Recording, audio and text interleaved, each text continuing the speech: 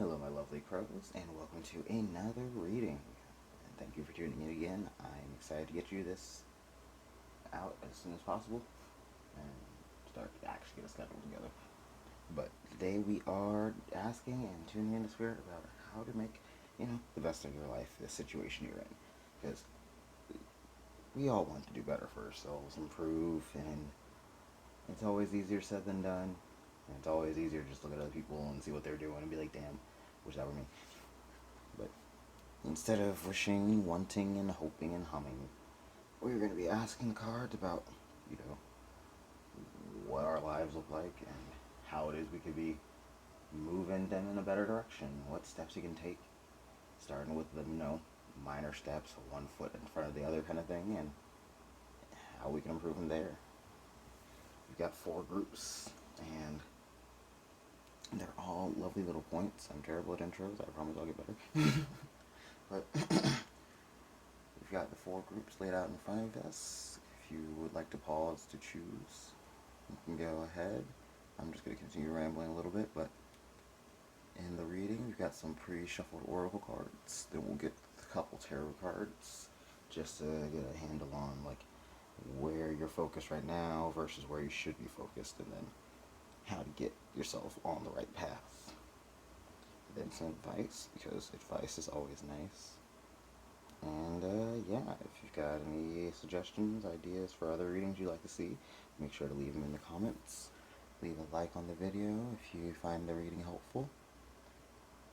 Subscribe if you want to see more. Check out the description for all the decks used and all my personal information, and if you want a reading for yourself, private one, you can check that out down below. Otherwise, we will get right to the piles. Hello, hello, Group 1. If you chose this beautiful pink opal tower, this is going to be your group. I'll sit you right there. And we have some pre-shuffled oracle cards, as well as a couple tarot cards. We'll leave those aside for now. For now, we got some oracle cards shuffled to get an idea about where it is that your life kind of is in general. Snapshot of you, your life, your mindset, etc. So we've got the orangutan. Laughter, curiosity, patience, and play. A fiery climax approaches. Full moon in Aries reverse.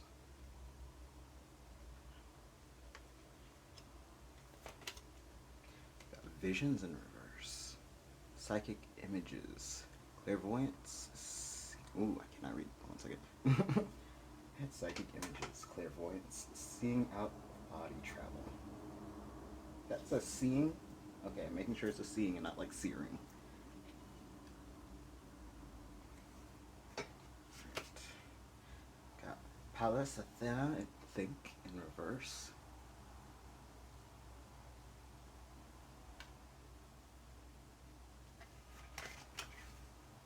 Got Last Quarter, release in reverse.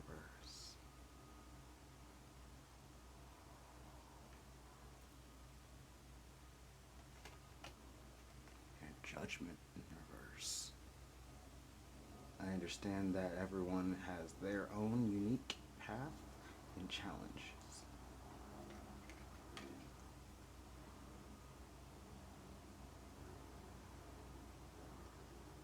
There's a lot of blue through this, actually. Blue and yellow. I really do think that you are in a time of learning, experiencing, expanding. I'm getting a lot of page energy, like a wands or pentacles page, where you are trying to take your inspirations, the things that inspire you, drive you, and make you passionate, make you get up in the morning, and you're trying to carve out a path with that, get your ducks in a row so you can start pursuing your goals and passions, the things that you want. You want to take this mental energy that you've been putting in, that you've been just thinking on things, and I feel like there's procrastination energy in here with all the reversals. It's like the orangutan, very smart, very capable, and very, I guess it's curious. Being a very almost like Venusian energy. It's funny because that's Aries, and that is Mars. but also the symbol for, I don't know if you can see it from there, the symbol right here for Pallas Athena, it does very much look like the Venus symbol, but a little bit more angular. Looking for numbers, we also have 37, 40, 21, and 30. Need a lot of threes, need a lot of ones and fours.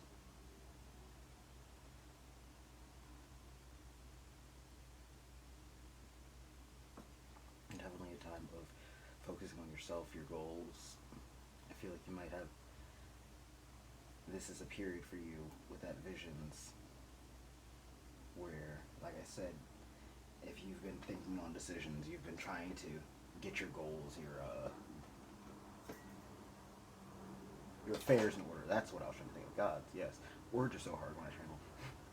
But if you've been trying to get your affairs in order, get down to brass tacks, get down to business to defeat the Huns.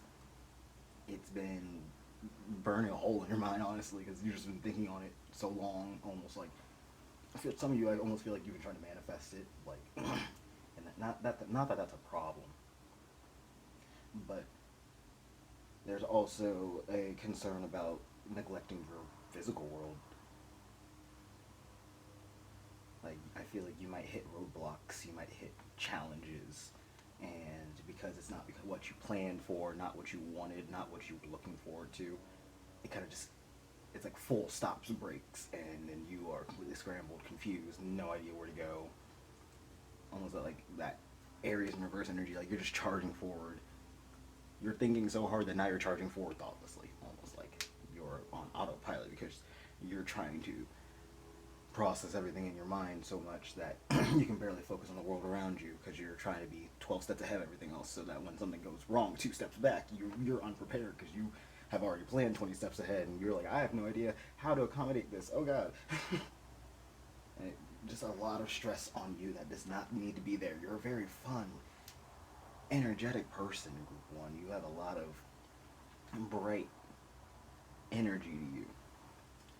And like I said, you're very thoughtful. You might have a lot of air or mercurial energy in your chart, but that thoughtfulness can be very good because it can lead to a very witty banter. It can lead to a very insightful conversation. It can lead to very strong and good connections with other people and in other situations.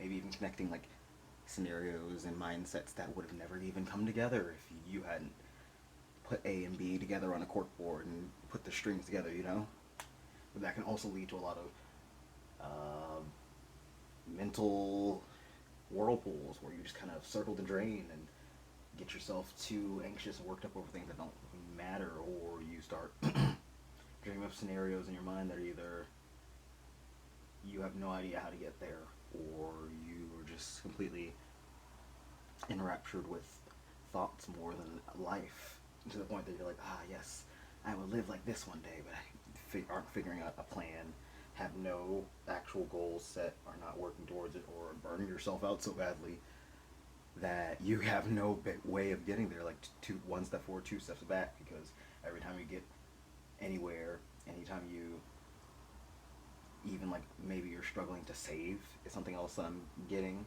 like you're so ahead in the clouds that you forget to focus on your physical world, so that every time you put like 100 in your account, you immediately take 150 out because you went and did this, that, and that, or you overpaid, or you overestimated your check, that kind of whoopsie poopsie energy. And no offense to you guys, of course. This is all with love and light and care towards you, but I feel like this is just something you need to be more aware and careful of, is also hearing self-fulfilling prophecies. Like, with that busy mind and all that worrying thinking, you might start thinking of some worst case scenarios. Be a lot of 9 of Swords energy, but worst case scenarios, and just a lot of dreading and fear. Maybe even with that Judgment in reverse. I mean, the Judgment card from the tarot deck, but also that, like, the way that you're going about things is wrong, or the way that things are happening is not the way they're supposed to, and if it doesn't work out exactly this way, or if it doesn't work out exactly the way you thought it would, worst case is going to happen. And in danger of creating that reality of, yes, if you keep worrying and fearing and nudging towards that, then yes, of course you're going to push yourself into it. You're going to accidentally yourself into exactly what you don't want. Which can be avoided, of course, but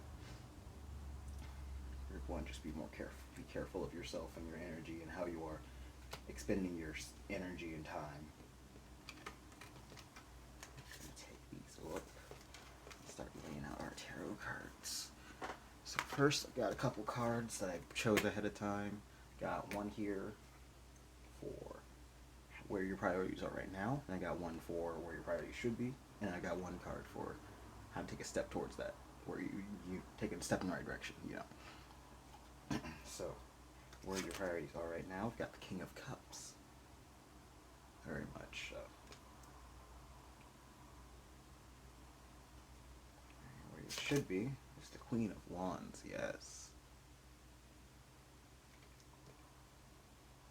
And then, how to step towards that, Page of Cups. You're taking a step back, actually, like I said.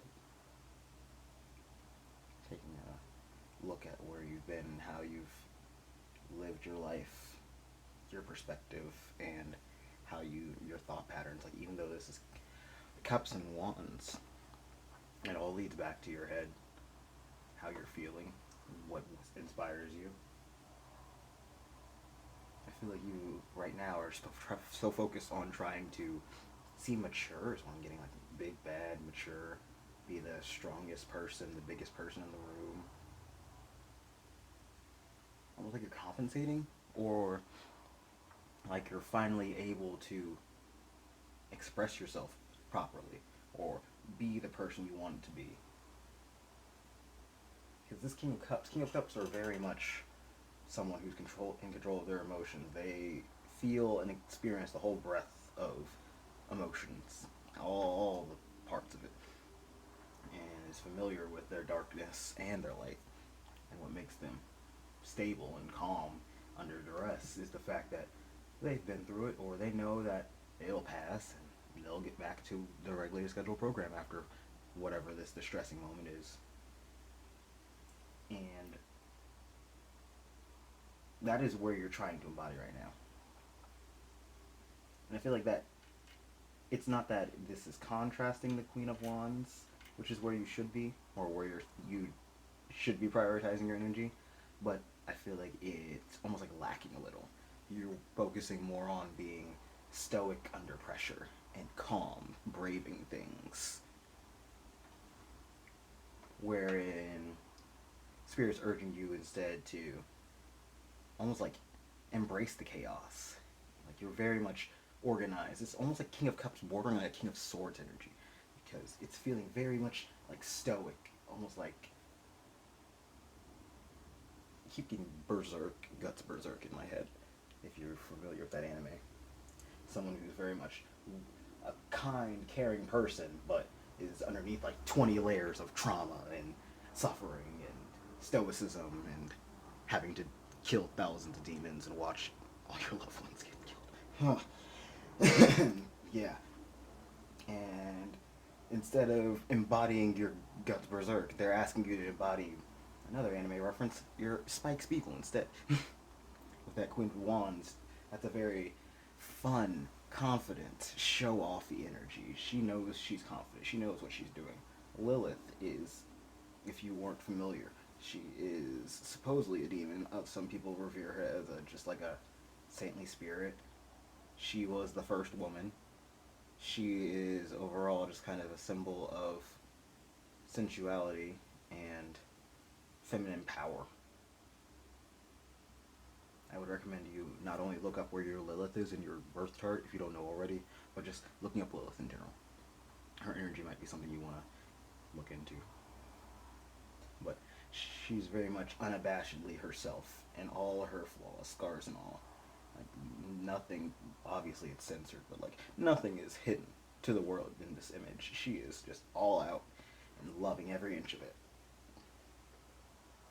And that's what they want you to do. It's like, it's not that, like, yes, you don't have to blast all of your experiences to everyone who you meet and be like, hello, yes, I am I am Neil Montoya. You killed my father. Prepare to die. That was the first thing that came to my mind. I'm sorry, but you don't have to just divulge your life story every time you meet a new person. But you don't have to be so guarded. You don't have to be so afraid of being the strongest, biggest person. You don't have to be afraid of them judging you and thinking less of you just because you have wounds. That just because you're not perfectly manicured and put together. In fact, the unruliness, I feel like your chaos, your edge is what I want to say, is something that people enjoy. That little unpolished roughness is human and it's relatable, and people might enjoy that. Not just might, but like they will. And whether they tell you that or you get a response from people that lets on to that, I feel like there will be a self-gratifying in knowing that you're being your truest, authentic self, that you are living your best life, and no one can stop you. And whether they like you, love you for it, or tolerate you for it, you know that you're out here not hurting no one, doing your life, doing your thing, doing your best. And if they don't like it, they can either speak up, say something, or they can walk away. Yeah, okay, and one step towards this is the Page of Cups, really embodying that emotion, your fullest, most emotional self, even in returning to a more immature mindset. You're very much someone who has to logic out everything, who has to, you might have to be the bigger person, the adult, you might have kids. That King of Cups, that's a very paternal energy. But I feel like there's just a lot of inner child energy, maybe even wounds for some of you. Inner child wounds, and a lack of connection to the inner child, a lack of connection to what sparks your joy, what makes you happy, what makes you laugh. For some of you, I feel like you have hobbies and you have things that you enjoy, things that take you back to those happy childhood memories, those to that inner child peace. But one of two things is happening: either you don't have the ability to get to those, or you are supplementing it with something else, like with that King of Cups energy versus the Page of Cups. You might be indulging in more like growing up things, quote, quote, like instead of go and get yourself an ice cream on the weekends because that was something you enjoyed as a kid, was going to the ice cream shop. Instead, now you're going and getting like a bottle of wine on the weekend because I'm a big man, or I'm a big lady, I'm a big person. I can do what I want. Which, yeah, I'm not going to tell you don't buy yourself a bottle of wine if you're legal, of course. But I'm also saying that if you want some ice cream as a treat, make yourself feel better, or get a new video game because you haven't played video games in a while, or revisit a book or a series that you haven't enjoyed in a little bit, but you remember it was really something you liked as a kid, do that. Also getting less social media, more me time. Some of you might be, that supplementing might just be scrolling through Instagram or play English watching videos. And there's nothing wrong with using social media, of course, but there's moderation is key, and especially if you're in a weird place of trying to look like the bigger person and mature, seeing other people, especially online, living, being fun and enjoying themselves, it might just kind of strike a nerve that you weren't even aware was able to be struck. And it just adds fuel to the fire. Also, hearing that you should go out in nature if you don't already, go on some walks, take pictures of the flowers, or just stop to smell the roses. And if you are an artistic type, which I'm giving heavily that you are a creative, if you don't draw, you might be a writer, poet, musician. Get back into your craft. Spend a little bit of time doing what you love, making art, creating things that make you happy, or at least get your emotions out in a way that is both palpable and something you can reflect on. Because art or journaling, for some of you who are really just like not an artist, not really in the mood to do art right now, just getting your thoughts out in a way that you quantitatively that you can look back at and examine from an objective standpoint and a subjective standpoint. I guess sympathy for you, geez, but it can be really helpful in healing, and it's definitely recommended. I really cannot speak today. I'll take a sip of water and I'll get into some more cards.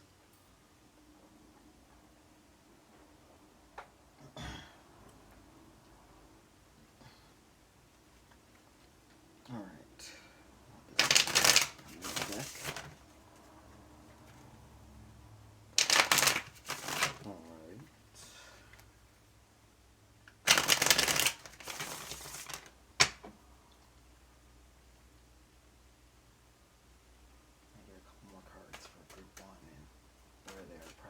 Where the priorities are right now. Thank you. And another card for group 1, where the priorities are right now.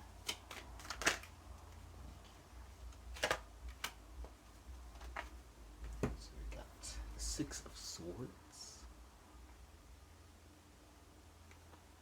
And the 8 of Wands in reverse. Yeah.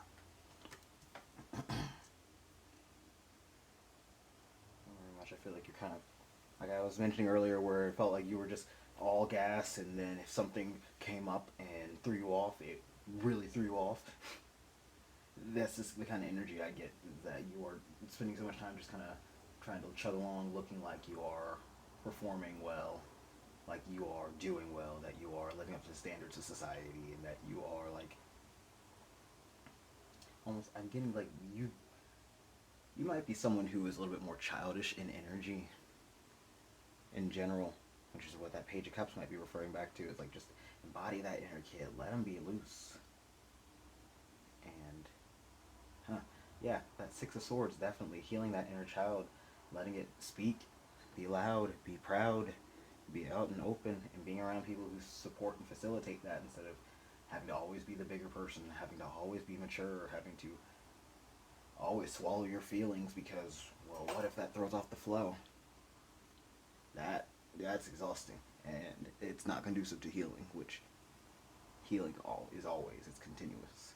But also, if you don't have the space to just let go, breathe, and not have to always, be accountable, then it's going to always be exhausting. You are never going to get proper rest, get proper, God, where's the word I'm looking for? Oh, whatever. But you'll never actually, it'll be very hard for you, at the very least, to get that proper rest, restart, and recuperation that is needed, warranted, and deserved. Because you'll be stuck on taking care of everyone else. Is everyone else prioritized? Are they alright? Is this okay? Are they good? Is this alright?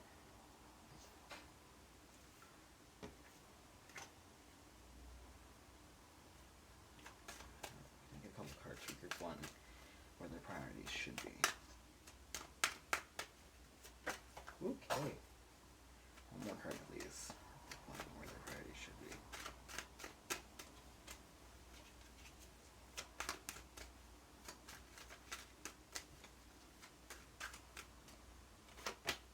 Thank you. I said Page of Wands earlier, and there it is. Alright, I saw you go under the desk. The Ace of Swords, and the Page of Wands in reverse, the Princess of Wands in the stick.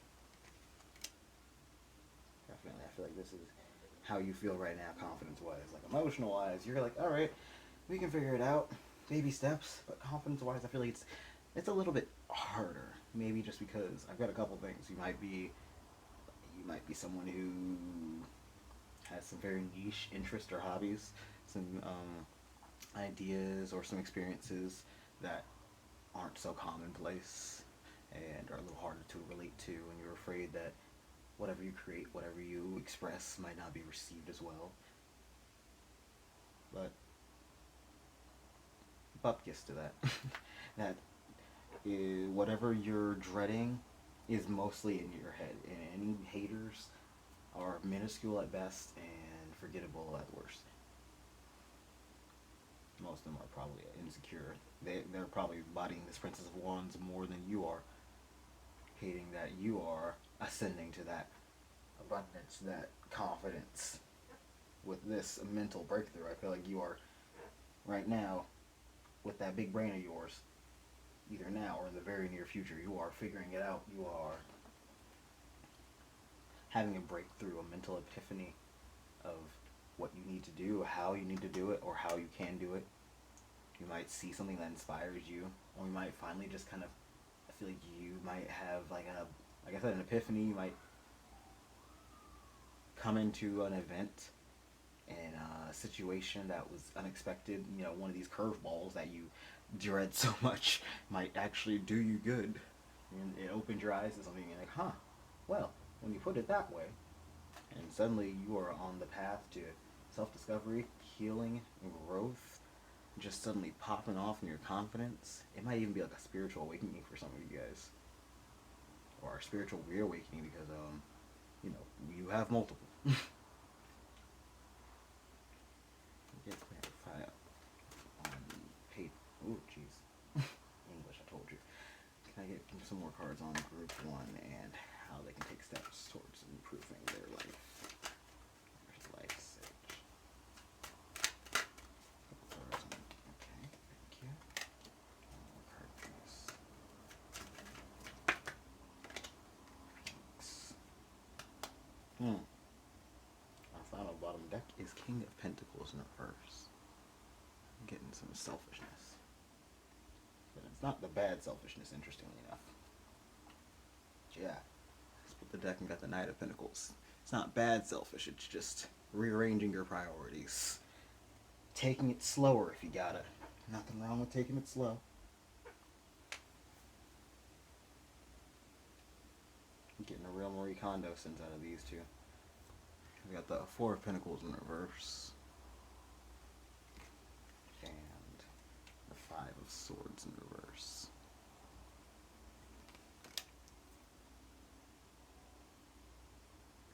Definitely, you're reprioritizing. Letting go of belief systems and mindsets that are just not healthy. And even for some of you, maybe letting some people out of your life. Some people who have been overstaying their welcome, really, with that Four of Pentacles in reverse. Using your generosity and just kind of riding by on the fact that you are kind and caring and will be the mature, bigger person and not complain. And now that you're, you know, trying to get your finances and arrangement, trying to prioritize you and you time and how it is that you can serve your self, your body, your life around you, your world better. You know, you see the world better in a prettier, better point of view. Like this Page of Cups is really just chilling on this log, vibing and having a good time, whistling up to the sun. And you're trying to live like that, and you're trying to examine your life and see how can I switch things around so I can be living a little bit more like that. And you realize that it might require there's a couple things coming through. You might be thinking of moving jobs. You might be, like I said, switching friend groups, losing some friends and gaining new ones, you know, new experiences. I don't feel like they would be like big travel experiences with the Four of Pentacles in reverse. It might be like in-state or in-country travel, a small, short road trip. Maybe you're taking a break or taking a quick little detour on some trip that's mandatory. Well, that's a message, yeah. That if you might want to take different routes, you might want to take different ways to different stores, to new areas, to new locations, even if it's just in your town. Take a new route to the store. Take a new way if you always drive bus or walk or bike. I know that's not feasible for all of us, you know, disabilities and location and etc. But like, you know, if it's like not far, if it's not crazy, if you know the way around, etc. you might want to switch it up. You might want to be even just trying to expand your horizons on how you do things day to day, and how you keep up with your daily routines, how you eat, when you sleep, who you let take up your time and energy, really, is what I'm getting from this. You're trying to take back that emotional energy that you've been putting out. You've been trying to be the big bad orc for so long that now you're trying to just take a step back, cool down. It's almost like when you play a video game like an MMO and you max out your character and it's all like big stats and you can clap a boss with 2 hits, and then you come back around and play it again, but as a new character. But now you already know all the rules and tips and tricks and what not to do, and so you like, all right, throw that out, get rid of that, don't talk to you, avoid you, I'm not going to do that, I'm going to go this way, you know. you know your way around. You've got the skills to pay the bills. You just got to put them to good use now. And definitely looking forward to that for you guys, honestly.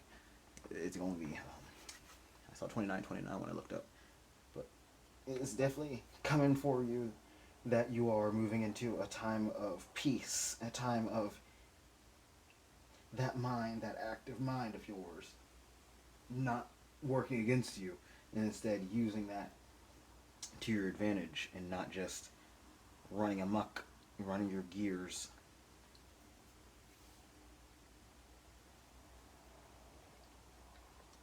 I gotta get some clarifiers. Look. All right. I said clarifiers. Advice. This is taking me just a minute, but you guys need a nap. I was not tired before I started this reading. I was pumped. I'm always pumped to start a new reading. And then I sit down and do y'all, and I was like, whoa, that is really something you're going to be doing. That part of your healing is just resting, sleeping, taking more time for you, like I said, with that 5 of Swords, putting up some boundaries, not out of malicious, not out of malice, but out of necessity. And people, the people who respect it will be like, understandable, I'll be here for you when you're ready. And the people who don't, they can see themselves at the door. And that's just how the ball bounces. Let's get some more shuffle. Group 1. Can I get some advice for Group 1, please? Spirit, can I get some advice for Group 1? Goodness golly, I slapped that down there. Alright, 3 then. Bottom deck is air element, communicating, yeah.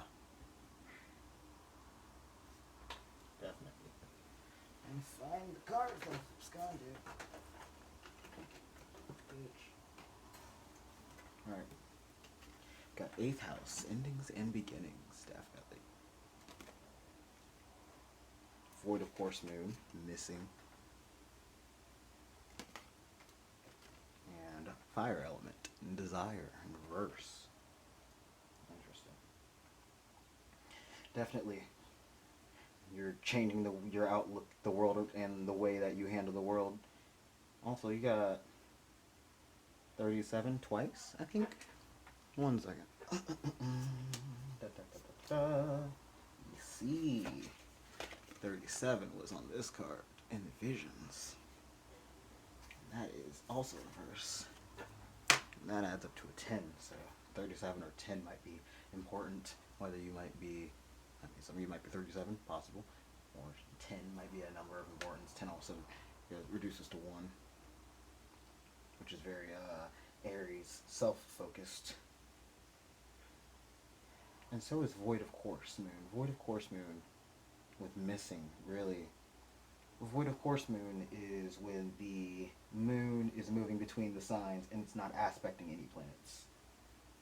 So it's just kind of doing its own thing, floating through. And I feel like that's where you need to be as you change your life, your habits, and focus on what motivates you, focus on what it is that you actually want versus what will serve everyone else around you and keep peace and make nice. You're finally, and 52 adds up to 7, which is a very high risk, high reward number. You're taking that leap of that jump, that uncomfortable move. That might be putting up boundaries, telling people something that they don't want to hear, or just trying something new and sucking. You know, you might try a new routine and you don't really like it. You gotta adjust things. It's not a one size fits all. So you might see someone do one routine, you try it, that sucks. Or you might see someone do one skill, you try it, you don't like it. That's fine. Changing your mind, changing your outlook, changing your path, that's not an issue. So long as you are conscious about what you're doing. So long as you're not just like doing things to do things and bouncing from place to place to place to place just because that looked fun, or I saw that on the internet and I wanted to try it out. I mean, unless you have the money for that, I'm not going to stop you, but I'm getting the sense that you're maybe trying not to break the budget and do all the crazy things all the time and just be all over like a toddler who's just bouncing around from the shiny thing to shiny thing to shiny thing, you know. So definitely figure out your trajectory of where you want to move, and don't be afraid to, you know, cut things off here or change things up. Take a left turn swiftly, but safely. Let's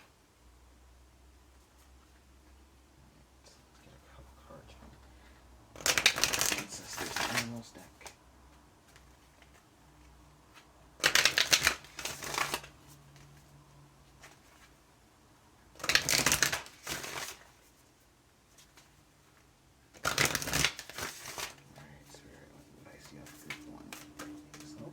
That was fast.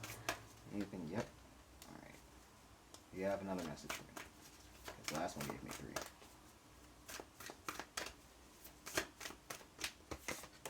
Yeah, I saw that card. That figures. Eagle. See from a higher perspective. That's your bottom deck. And if I remember correctly, eagles are another animal that is scorpionic ruled. Which Scorpio rules the 8th house, death and rebirth. Oh yeah, it's all coming together. Come back here, you rogue card. Got Traveler, and she sure did travel. Move in a new direction. Alright, Medicine Guardian in reverse. Be open to healing information. And Stag in reverse. Trust and thrive. I think I mentioned before that you might be going on a trip. It might not be a super big, like moving cross country, moving countries, or, you know, even moving in general, but you might be going on a trip, a vacation, you know, a staycation even, if you don't even want to spend the money or put the effort in to move, to go somewhere. You might just want to stay home, to have a little spa day, or stay in the town, go to a spa or a restaurant or a place you like, and just spend the day pampering yourself. Just change the pace. You've been going, and it's exhausting. Oh boy, it's exhausting, Group 1. I understand, trust me. With that Medicine and Guardian reverse, though, I feel like some of you might be opposed to this information. Like, no. You don't understand. If I stop going, I will never keep going again. And I definitely feel that too. Or you're afraid to stand still in your energy. You're afraid to just take a step back and see what's going on.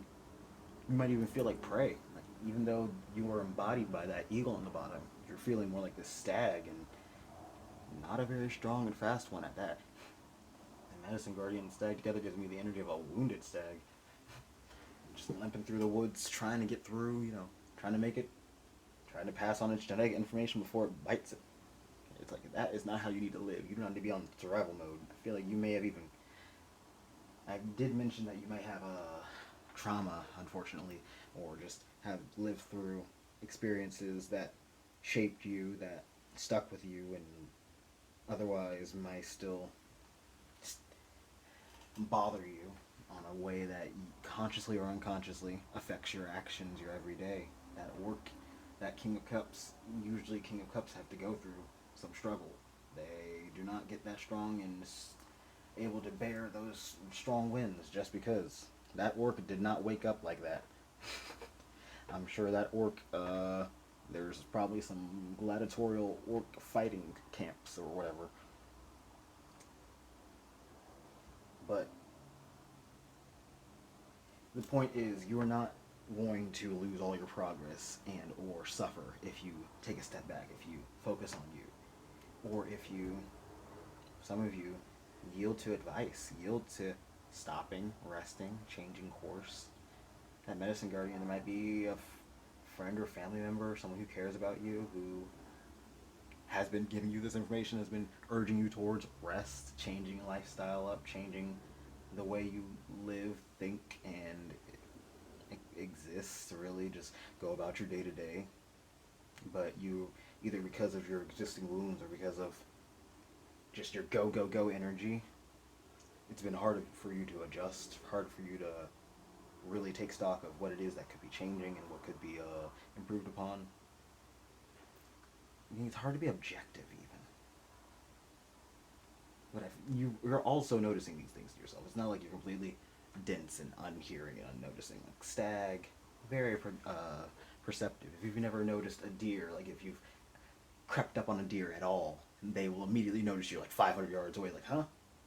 Hello, I see you, go away. And they will sprint off. I feel like that's kind of how you've become, where you're very aware where there's a problem. You've just now learned to book it in the other direction. And the Spirit's asking you to stop that. Instead of running from your problems. Confront them. Look at them dead on. Figure out what the problem is and how improvements or changes could be made so that it's either not a problem or less of a problem. That might require, like I said, boundaries. That might require seeing a specialist, someone who's better in the field than you, like a therapist, a doctor, someone who's just dealt with these things before and is more familiar, a trusted confidant. Like I said, a lot of self-care, healing, rest, God's rest. Take some time off, please, Group 1. It's a doctor's order now. I command it. Sorry, I don't make the rules. The Spirit says so. Last deck advice.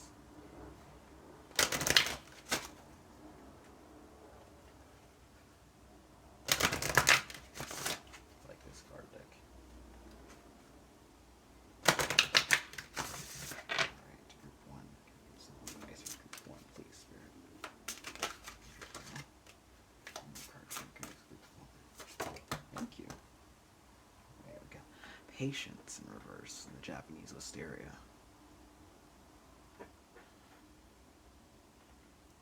Yeah, that Knight of Pentacles energy with the King of Pentacles earlier. Celebration in reverse. The Casablanca Lily. Sensitivity in reverse. The Night Glad. Oh my god, yeah. The Night Gladulus. I probably said that wrong. It's an armadillo, though. And, you know, armadillos are kind of famous for their whole shells.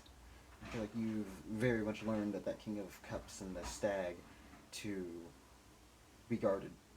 And I mean, having discretion with your emotions and sharing them and expressing yourself is not a bad thing. Like I said, you don't want to just be walking down the street and meet any old person and be like, hello, hi, I am this person and this is all the things that I've suffered in my life. How are you? But on the other hand, I feel like there is a need for you to be more,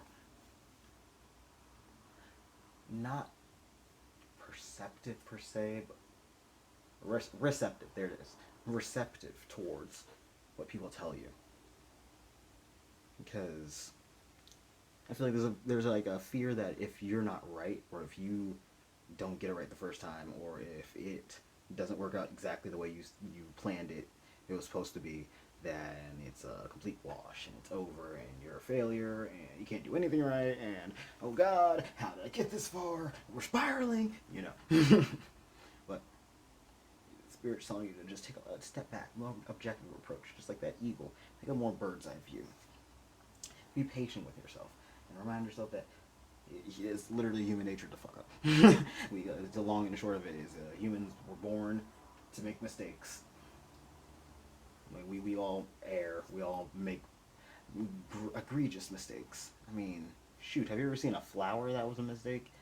Well, there's lots of flowers that screw up and are terrible looking. But you know what? We still love those flowers the same. You know, they're so pretty to us. What looks like a mistake to one person might be a awesome, cool new trick to someone else, or it might pave the path to a whole new thought process, a whole new experience, a whole new world. I'm sorry. Please don't copyright me, Dixie. I'm sorry. Mickey Mouse is coming for my ass now. Oh no. But I feel like with that King of Pentacles in reverse earlier and the Knight of Pentacles, as I was saying before, you kind of want this all to happen now. You're impatient and you are almost unwilling to hear that you have to wait, that things don't just go A to Z immediately. They have to go through the whole alphabet, unfortunately. And you're being reminded that, yes, Rome was not built in a day.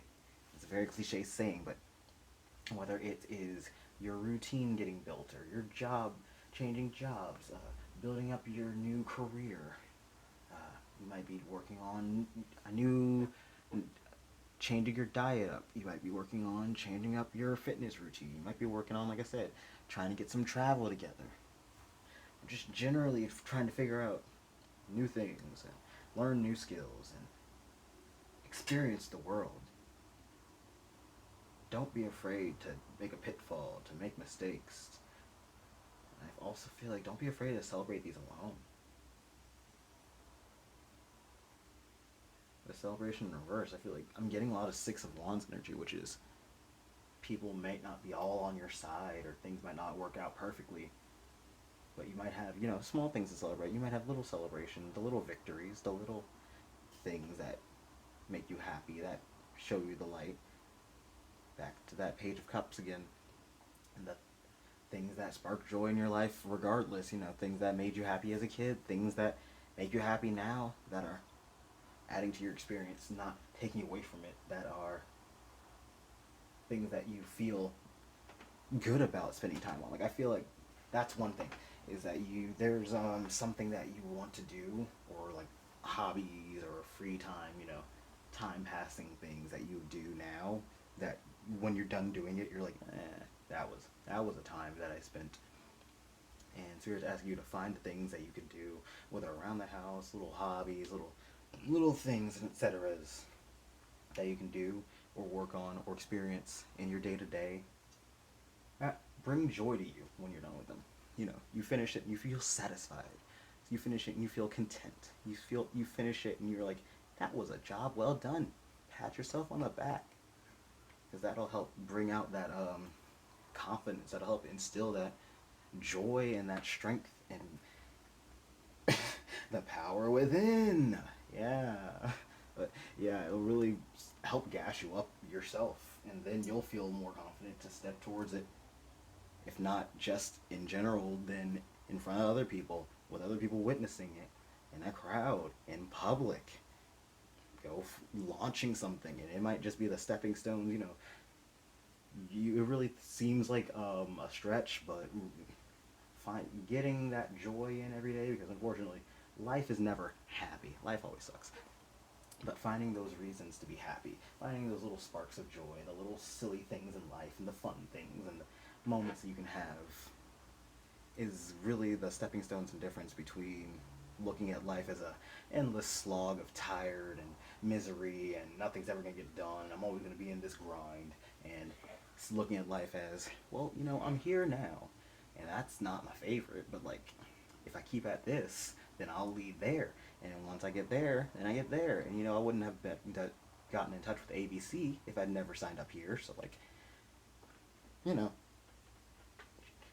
know glass half full is a very stereotypical way to look at the world, but it truly sometimes framing the world in a more optimistic light, or at the very least a little more neutral or realistic light, that helps. Like I say, I'm not a pessimist. I'm a realist. Realistically, the world's kind of on fire, but I try to look at the nice things. The world might be on fire, but there's some really nice flowers right over here, and I saw a cute dog walking down the street today, so like, it could be worse.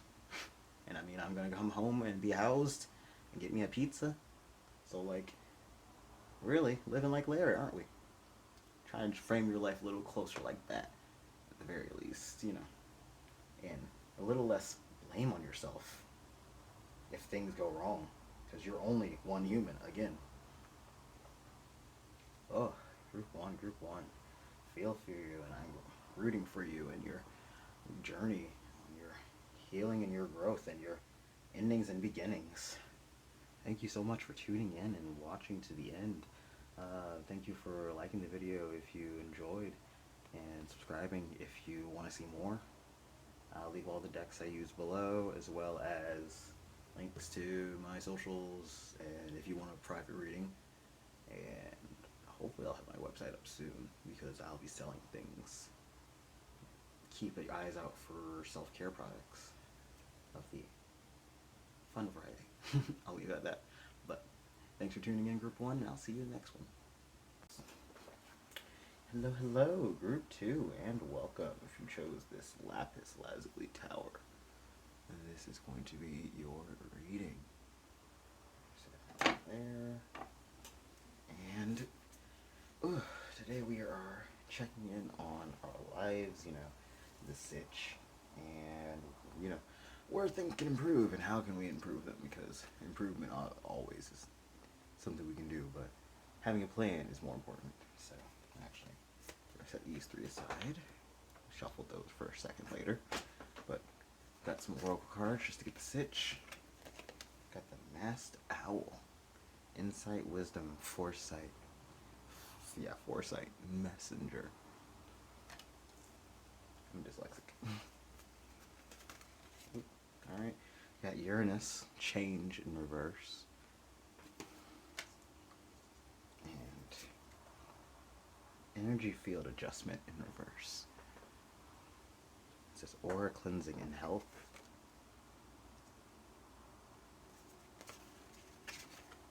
Got new moon, beginnings. We had a couple cards try and come out. I put them back, but I think full moon tried to come out, which is very interesting. Speaking of a couple cards, we did have multiple cards come out. Yeah. We got self-esteem in reverse. I possess gifts of the soul that benefit me and others.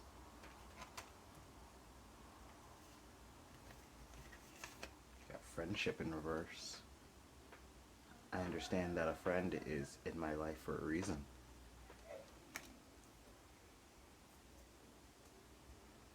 And communication key. New moon in Gemini. That is 2 new moons now.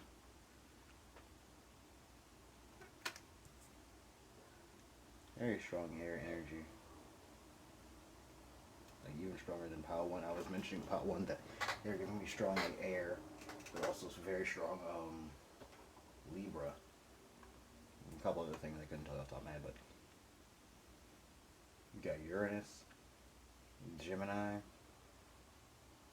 and all of this blue and yellow is giving me a lot of air. And you got an owl, which is, a bird first of all, but with the wisdom, the insight, and all this self-esteem. It's about how you think of yourself. Friendship is how you communicate with people. You got a lot about air.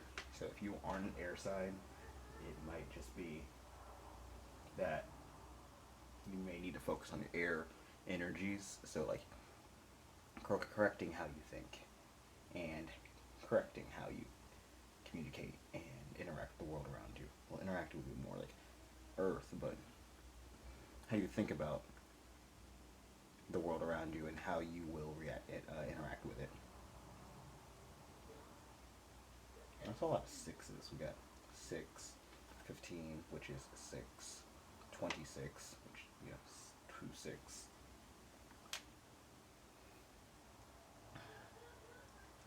Really, I feel like you, Group 2, are someone who's very, like giving strong air energy again, but you're very wise, you're very smart, you know what your worth is, or at the very least you are learning what your worth is. With that self-esteem reverse, you might not have always been someone who's confident, someone who is sure of all that they do and all that they create. Some of you might be with this new beginnings and the change in reverse. I feel like you might even be stepping into a new part of your life, like a new chapter.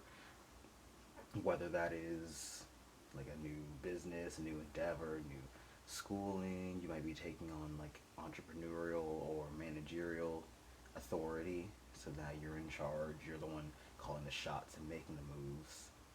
and you might even be worried about how people perceive you, how those around you will see what you do, or even that for some of you, I feel like this, whatever the shift is, might cause more like space and distance between you and your loved ones and the people around you. You might be not as easy to reach just because you're doing so much or your head's in like 12 other places, and so you might get a certain routine going or a certain yeah, I mean, like you might get a routine in, or you might get into certain habits and start being more isolated, more conscious of your rest and your who you're spending energy and time with, essentially. And that might hurt some people. Some people might flinch at that because they take it personally, and it's like, look, it's nothing against you. Unless you have blatantly been sour towards me, then it is everything against you. But yeah, I feel like, yeah, with that, especially with that energy field adjustment and the communication, with the friendship in reverse even, I'm getting more isolated, more pulling back your energy and evaluating where you're spending your time, where you are, how you are letting yourself spend your time and your energy. That new moon card really reminds me of the, I think there's a card in there that says rest. Actually, I think it is the, it's either the waning or the waxing crescent in this deck that is rest. And it looks similar to this, and I keep looking at it and thinking it's that card. So yeah, I really definitely think that you are taking all that you know, all that you are learning, and all the people around you, all the connections. I'm getting connections that you have that are propping you up, and you are learning how to smarter, not harder. You're trying to work smarter, not harder, and that's requiring you to use your mind, use that wit, that knowledge, that the skills and the sharpness that you have. I'm really getting a Seven of Swords, but not in like the manipulative way, in the sense of like cunning and quick thinking. That kind of Seven of Swords energy. I feel like with that self-esteem in reverse, especially, you are really aligning with your gifts, your power, and the more that you might be meditating more, you might be just exploring your spirituality. That might be part of the new beginnings or your entrepreneurial experience. Or you might just be hunkering down and studying on that more and learning about it more and opening your mind to it more, even finding more people around you who are in that field, into spirituality or into the occult, esoteric that you are into, because Uranus is also kind of that out there energy. But you might be connecting with people with more similar vibes, more similar ideas and outlooks, and it really helps influence you, really helps you feel more like at home in a community instead of just feeling like the odd one out, watching over everyone else making their decisions that aren't the best, but you can't really stop them because you don't want to be that guy, you know. I feel like, not like you're better than everyone else or anything, that's not what I'm implying, but like, I feel like you may be outgrowing some of your circle or outgrowing some of the people you're around, as in like the relationships just aren't meshing the way they used to, you know. You sometimes are around people who you enjoyed them, or you had good times, good memories, you know, it was fun, but now suddenly, or over time, you've grown apart, your lives are going in different directions, your mindsets are not as aligned as they used to be, and you know, now I'm off to greener pastures, I'm off to other people and new people, and you're off to your new people. No hard feelings, we had fun, and I enjoyed knowing you and getting to know you, and I hope that you're well, and maybe one day we'll cross paths again. Who knows? You know, that kind of energy. I'm not telling you, like, throw away all your friends right now and run away to Arizona. Please don't do that. And I mean, unless you really, really want to, but I'm not here advising you to.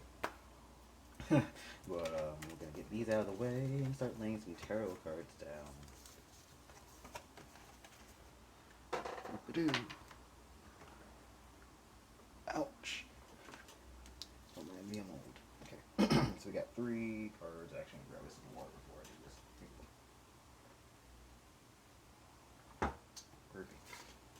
3 cards, and this first card is going to be about where your priorities are right now, and the second card is going to be where your priorities need to be or should be, and the third card is like a step that you can take in the right direction towards getting yourself in alignment with your greater good, your highest goals. Alright, so first card, we got the 2 of Swords and the Ghost. Oh, excuse me. Alright, where you need to be, you've got the Knight of Cups, the Djinn, and 1 step towards it. 6 of Cups in reverse. Jenny Green Teeth, or Jenny Green Teeth, I think.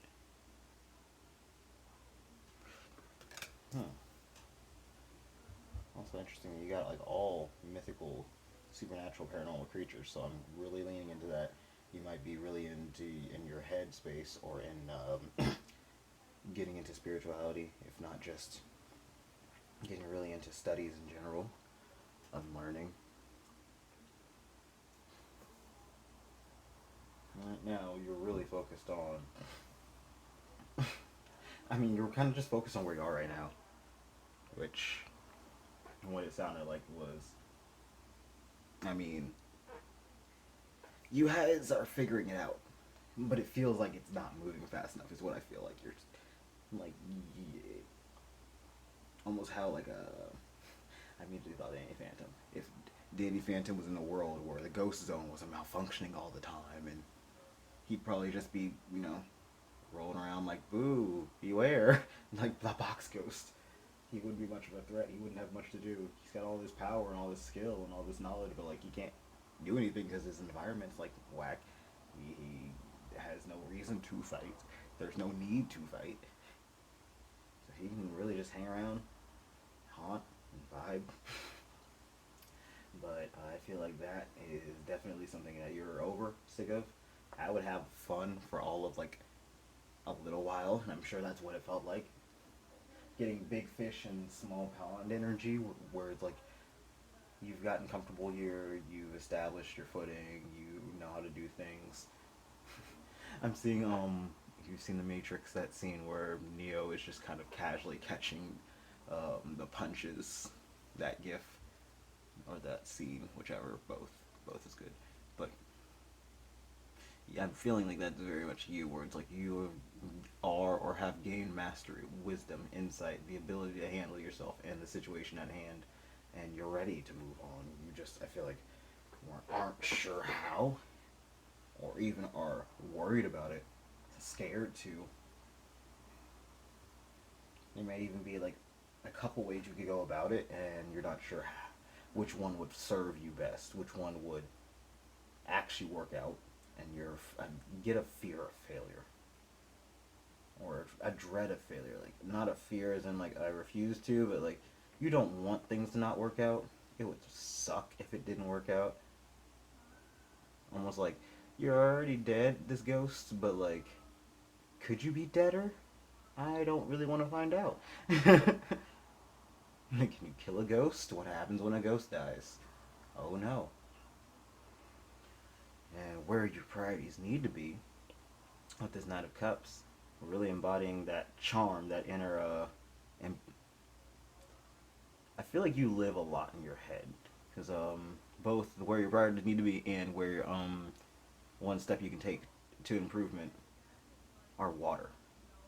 Even though the Knight of Cups says Aquarius on it too, but both these are water signs, and there was very little water in your reading. You had air, air, air, air. Just air everywhere. So I'm really getting the sense that, like, even the, I didn't even notice that. Hold on. Yeah, you got Aquarius, and you got Uranus, which is Aquarius, New Moon and Gemini. Green, yellow, and purple, which I have synesthesia, so I always associate yellow and purple with, like, Mercury, like Gemini and Virgo, respectively. And Virgo might not be an air sign, but I mean, they're ruled by Mercury. And that's a very mental planet. Virgo is arguably the air sign of the earth signs. Am I right? But this card is from the Mermaid Oracle deck. And this card is very mental, like 7th chakra, crown chakra energy. You're very much a logic type person, even more so than Group 1. And I feel like Spirit is asking you to pump the brakes on your mind for a second and bring out the right brain a little. Let him like Oreos and pussy. But I feel like where your priorities need to be is really embracing what it is that you enjoy, that makes you powerful, that makes you feel powerful. Not just like your wisdom, but like things that spark joy with you, really. And there might be I'm jumping ahead a little bit, with the step towards the improvement, I feel like you might be lacking in fun, joy, taking care of yourself. You may be neglecting your inner child. There may even be inner child wounds that you're neglecting or avoiding, or still working on healing. For some of you, might be in the process already. But there's a lack of just fun and being in touch with your emotional body. I feel like that emotional body's been put on ice so that you can handle the world at large better, so that you can be perceived as like the best version of yourself, and otherwise just seem powerful. But this Jinn isn't powerful just because. This Jinn is powerful because the Jinn, if you weren't aware, is kind of like the genie.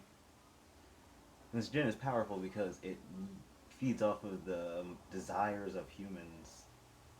And human desire, what the humans want and love and care about is powerful stuff. I mean, we go to war over this stuff. We destroy lives over this stuff. We've destroyed the planet over this stuff.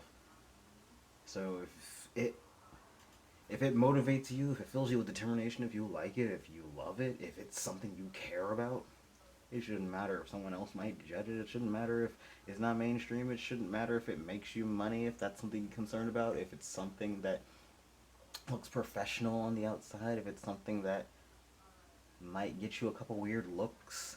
Like, I'm sure this Jinn would go down the street with his arms crossed, daring anyone to say something, even though he is bright red with giant horns and probably very large.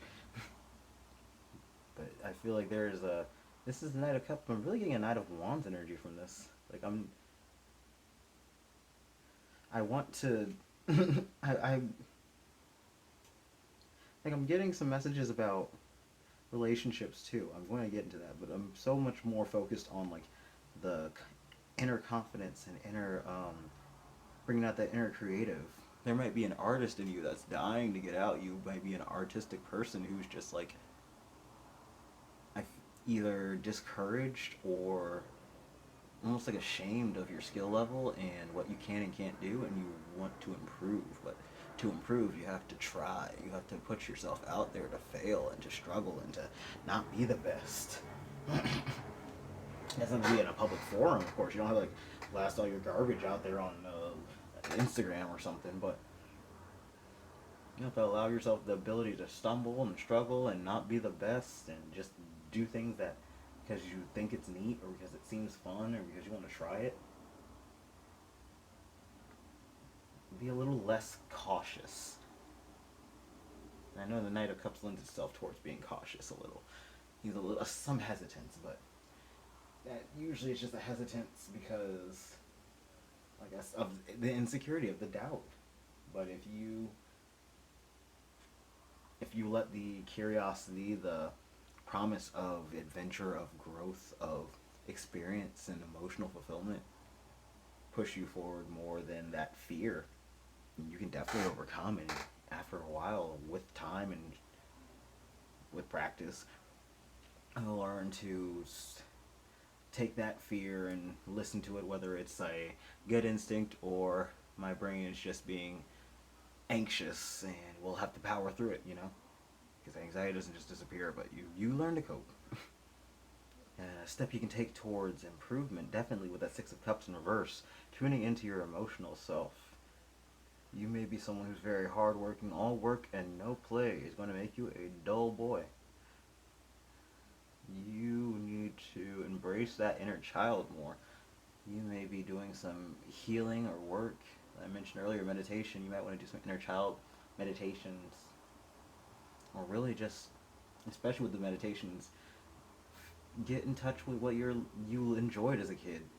If you liked dolls, if you liked video games, if you liked sports, if you enjoyed whatever it is, a hobby, a skill, a subject, anything that you were really into. I feel like there might be some things that you may even forgotten, and then you get a memory of it, and you're like, oh yeah, oh snap, I can definitely go do that, and it just brings up some memories that you didn't even know that you needed to reminisce over. Like you might, an example, I love going on YouTube or whatever and looking up old videos I used to watch when I was like a wee lad. It really brings just pure nostalgia and serotonin. That's something you probably need, a good nostalgic chuckle. Whether it's cringy or amusing or better than you remember sometimes. And you may even just need people around you, environments and scenarios where you can embrace that inner kid, that inner, that fun side of you that doesn't get to see the light as often because you're so critical of that work. That Virgo again, but you're so critical of everything you do, and have to.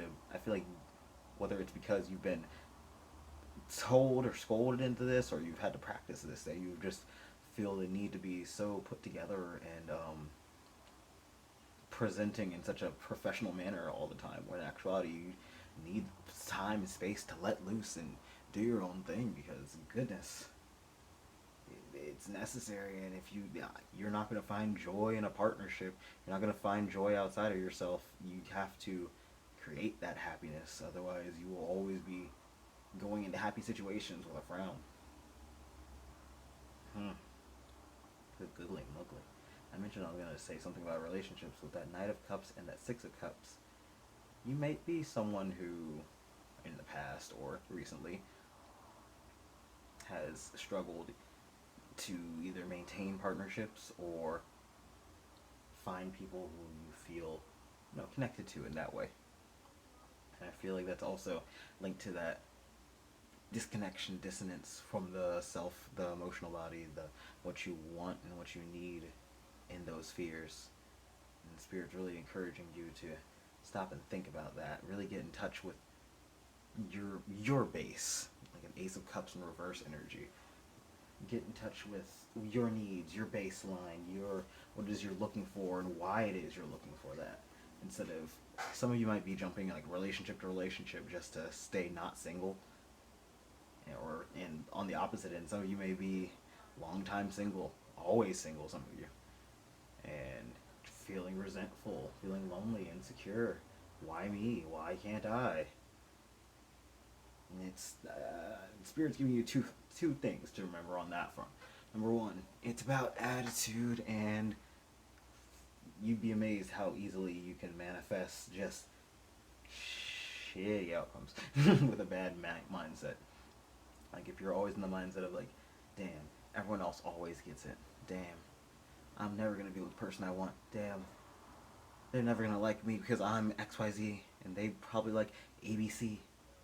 Well, yeah, if you keep putting yourself down like that and putting that energy out and thinking like that and feeling like that, they're never going to like you. Especially if you never shoot your shot, if you never ask, if you never test the waters. Some of you might be lesbians, because I feel like lesbians struggle the worst with relationship woes, and that'll cause them to throw themselves in some sticky situations that are not so great, not so healthy, just because they'd like a partner to have. And I get it, but also stop it, get some help. A recognition of your skills, a recognition of what you bring to the table, and how you I'm getting like a presidential campaign, but instead it's just you as a partner, potential partner. Essentially celebrate all the good things about yourself, and embrace the awesome flirty creature that you can and will be. have a little fun, loosen up, be more open, and open up your own mind to possibilities and relationships of people, of opportunity, instead of being like, dang, they could never be like, I sure hope, or wouldn't it be great if, at least just look, if you're not going to look at things glass half full, just be like, this is a glass with water in it. You can give it a more neutral angle at the very bare minimum, and that'll help out. At the most, you won't be manifesting pure negativity. And you'd be surprised how that can quickly switch up the vibe. Alright, let's get some cards. Where are these messages?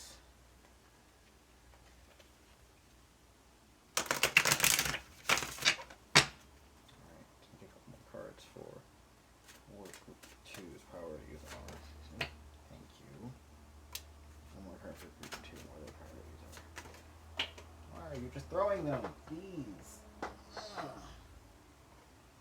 got this one for group 1. Got the 5 of Swords in reverse.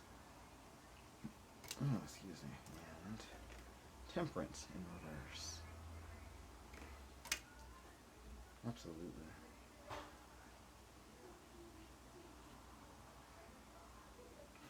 I'm once again getting that Danny Phantom metaphor, where it's like, well, yeah, you don't have any challenge, or you have already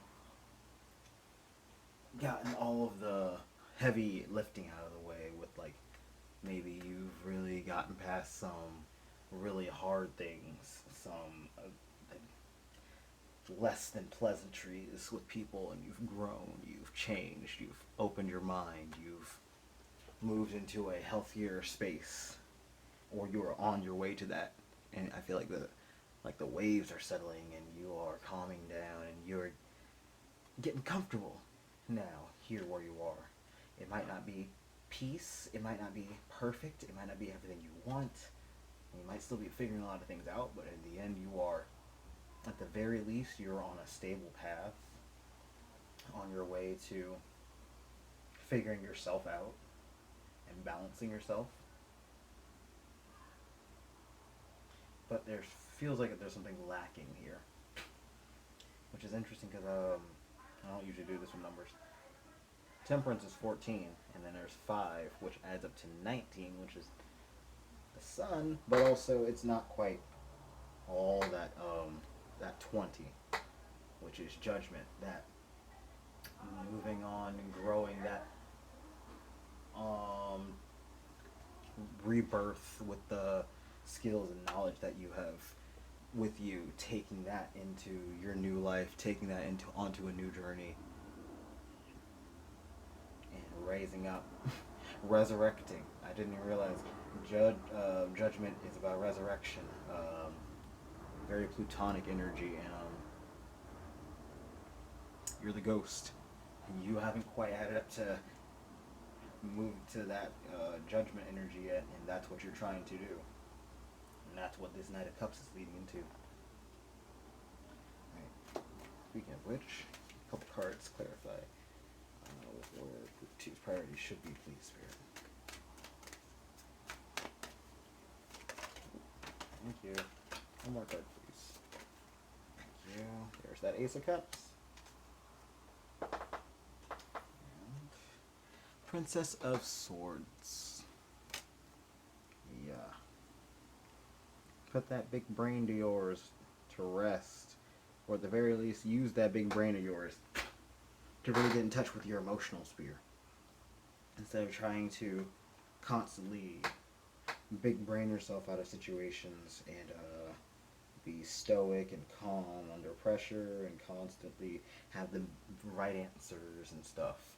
Be the smartest person in the room. You don't need to. Take a break. Eat a Snickers. You're not you when you're hungry. You don't have to be.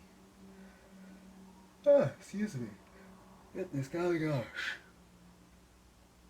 Ace of Cups is asking you to instead, like, we're downgrading the swords. We've had a lot of air energy. Well, now we're downgrading the swords. We need you, like, we're not saying don't use your head at all. But instead of fueling yourself entirely on with your mind, maybe instead, like I said, use that right brain and your left brain. Put them together. That creative part of you, that emotional part of you, and that logical part of you, that decisive part of you, that wise part of you. And together, you can make great choices about how to progress yourself, about what's best for you, about who's best in your life, and where you're going in your life, and what it is that will actually fulfill you, will make this cup overflow like this, instead of waiting for other people to, waiting for someone to rub your lamp. Oh, interesting, interesting. Groups 2. Can I get a couple of cards for group 2, and what step they can take towards improving their life? Sitch. Group 2. 2 cards. Thank you. And one more, please. Improve their life. Sitch, please. Step they can take towards. Ooh, thank you. The bottom deck finally is the Princess of Cups. Absolutely. Embrace that inner child. Unleash them. They went out. Alright, you fell sideways. And you fell back on the floor. And on sideways again. One more time. Down. Reversed. Figured. Alright, so we got the 3 of Wands in reverse. And the Emperor in reverse. Definitely. I was going to put it as a blockage because it kept falling sideways, but it righted itself. There's a lot of Aries. I feel like that is definitely the logical part of your brain that is fighting to be dominant and present, even though you need to embrace that softer, feminine child self. Oh, excuse me.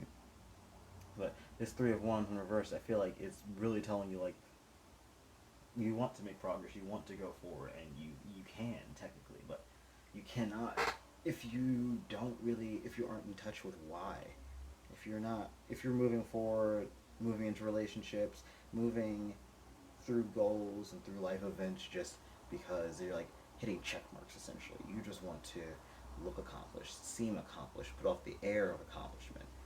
That's just going to leave you hollow. That's going to leave you very, you're going to lead a life that will on paper be satisfying, but you won't love it. These are the kind of lives that lend themselves towards, like, miserable CEOs who are cheating on their spouses and drinking themselves to sleep. You don't want to end up like that. Who's someone who is completely, like, emotions locked in a box and a box in a box. And if you want to avoid that, which I'm assuming you're normal and you would like to avoid, it's really getting in touch with what it is that you care about versus what it is that will keep everyone else afloat, keep everyone else satisfied. Look, you may have spent way too long being a peacemaker type who considers everyone else's feelings first and then theirs come later. And maybe it's because you had to take on a more authoritative position, whether it's because you've been a manager or an authority before, or maybe because you had to in your past. The 6 of Cups and the Emperor, definitely some of you may have struggled with a single parent, having to help raise your kid siblings, or just a problem with authority, specifically paternal authority in your family, that led you having to be more mature and sidelining your feelings more, led you more towards ignoring yourself and putting yourself on the back burner so that everything else could progress. And if that is true and that's heartbreaking, I'm so sorry. Now is the time to heal this, time to acknowledge this, and really see where that plays a part in your life so that you can heal it and move on, so you can acknowledge that inner kid and be like, hey, you did your best, and then let them you. be the kid that you never got to be because you were too busy being an adult. Because it's never too late to be a kid. We're all kids. We just end up being taxed, which sucks. And we can't go to the pediatrician anymore. Rude. But I feel like now is really your time to start looking in where it is that you have built your defenses and out of necessity, and where it is that you are struggling with maybe asking for help, maybe even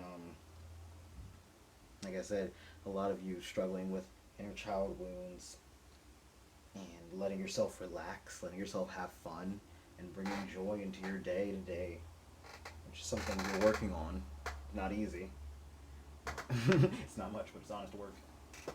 And I am rooting for that because you deserve to be happy and at peace, and not constantly having to be on the defense. Ugh, group 2. Bless y'all. This is advice for you.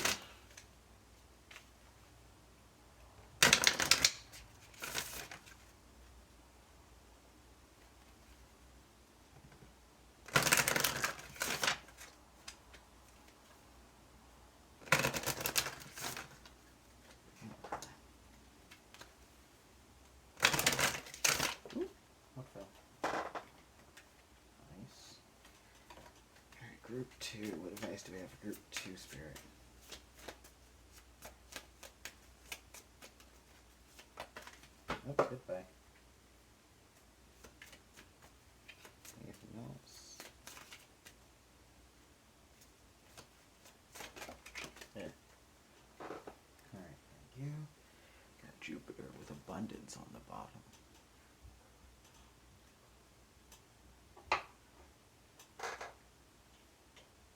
Back here.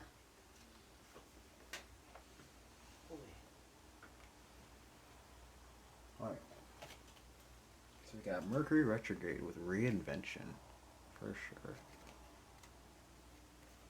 Sun, spirit in reverse. And fire element in reverse. Desire. I think group 1 got that. Definitely feel like you have been put on hold for a long time on being able to really embody who you are meant to be in its entirety.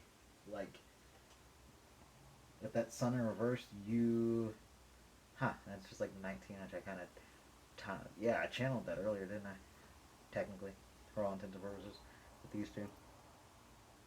But with the sun in reverse and Mercury retrograde, I feel like that's not only is like a lack of communication and ability to communicate, it's almost like a suppression of who you are, having to put up a front of being super mental and logical instead. Both the fires are reversed. I mean, technically the reverse of fire in the zodiac chart would be air. Boom. You were unable to experience yourself passionately of what you cared about, what you wanted. You had to live for, satisfy other people's needs and expectations first. So I feel like that made you a very creative thinker, a very creative person, very creative mind, in how you express and how you live your life. And now that skill, that knowledge is coming back around to be useful again, like super useful. Like I feel like it's always been useful to have that sharp mind, sharp wit, but now that you are breaking out of your shell, now that you are finally putting your emotions and what you care about back on display, back on at the front of the line, using your unique mindset, using the way you see and think about the world, you might have very specific and niche views that people might be curious about. You might know very specific media, or be very into like a very odd community or space, and you end up sharing a thought or an idea, a concept, a book, and people love it. Or maybe you just end up writing it and it's something that you enjoy, whether it makes money or is popular or not. It's just you express it. It feels nice to get those thoughts out and just have the space to finally be yourself, you know?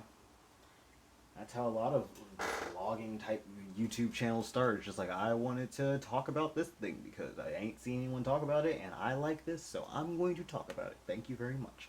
And that's kind of a combination of I'm passionate and interested in it and I care about this thing, and it's a very mental thing because I'm talking about it and discussing it and giving my thoughts and opinions on it, which, yeah, I mean, you can have that with anyone, but to have actual, like, conversation type talk about it, that takes some brain cells, and I feel like that may be something that you lean towards naturally. If you were looking towards, I mentioned entrepreneurship, or just generally taking charge or something, you might want to start a blog or a channel just to get your thoughts out, just to express yourself. Alright. Excuse me, deck. Come here. Alright, now the Animals and Angels deck.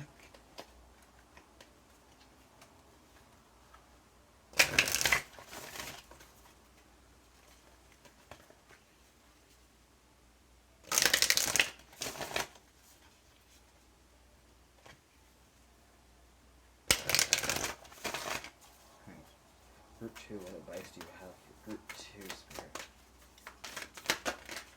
Goodness. You got Medicine Mother. Honor your inner knowing. Yep. What else do we have for Group 2, please, Spirit? What advice? Okay. Stargazer. Set your sights higher, see? Alright. Ear itchy. One more card for Group 2, please.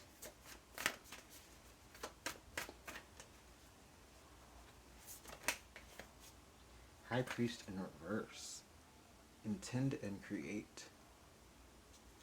You know, like I was saying, you could just make something because you want to get your feelings out, because you want to discuss something, you just want to have the space and platform to mention something, talk about something, get your opinions out.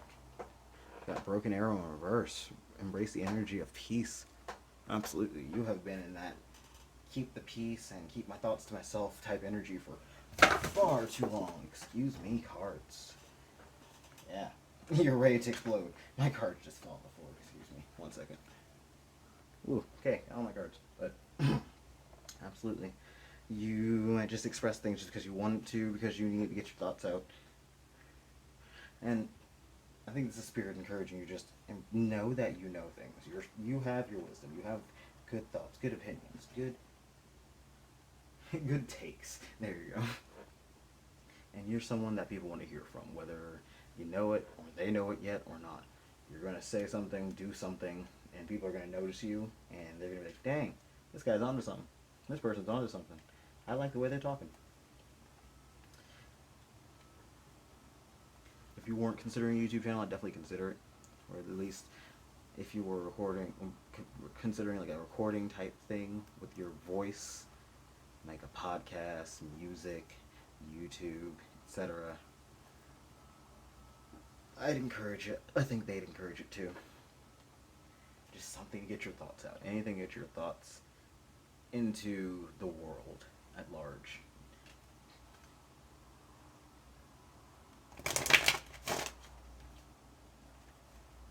I also feel like sharing your thoughts will help bring you into circles of people who you might not have otherwise met or be introduced to, and that might lead to other experiences and other expansion, and otherwise just good friendships and good community with folks who have a similar mind, who have a similar interest, who have similar ability, and will support you. Want to get that out there because it was like, oh, don't forget this. One more. Alright, some last cards to finish us off. Group 2. Any more advice for Group 2, please, Spirit? More advice for Group 2. Thank you. Group 2. You want me to take it this way? Yeah, okay. 2. Advice to group 2, please, Spirit. Alright, those 2. And we got opportunity, see? Night blooming jasmine. You might bloom in the dark on the low, but once people pay attention, they will see you. And you will have some admirers, for sure.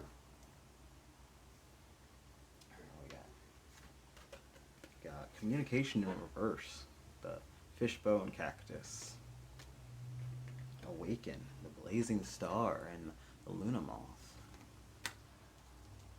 Achievement with the chago and the panther. And intention with the Chinese star jasmine. Very much so.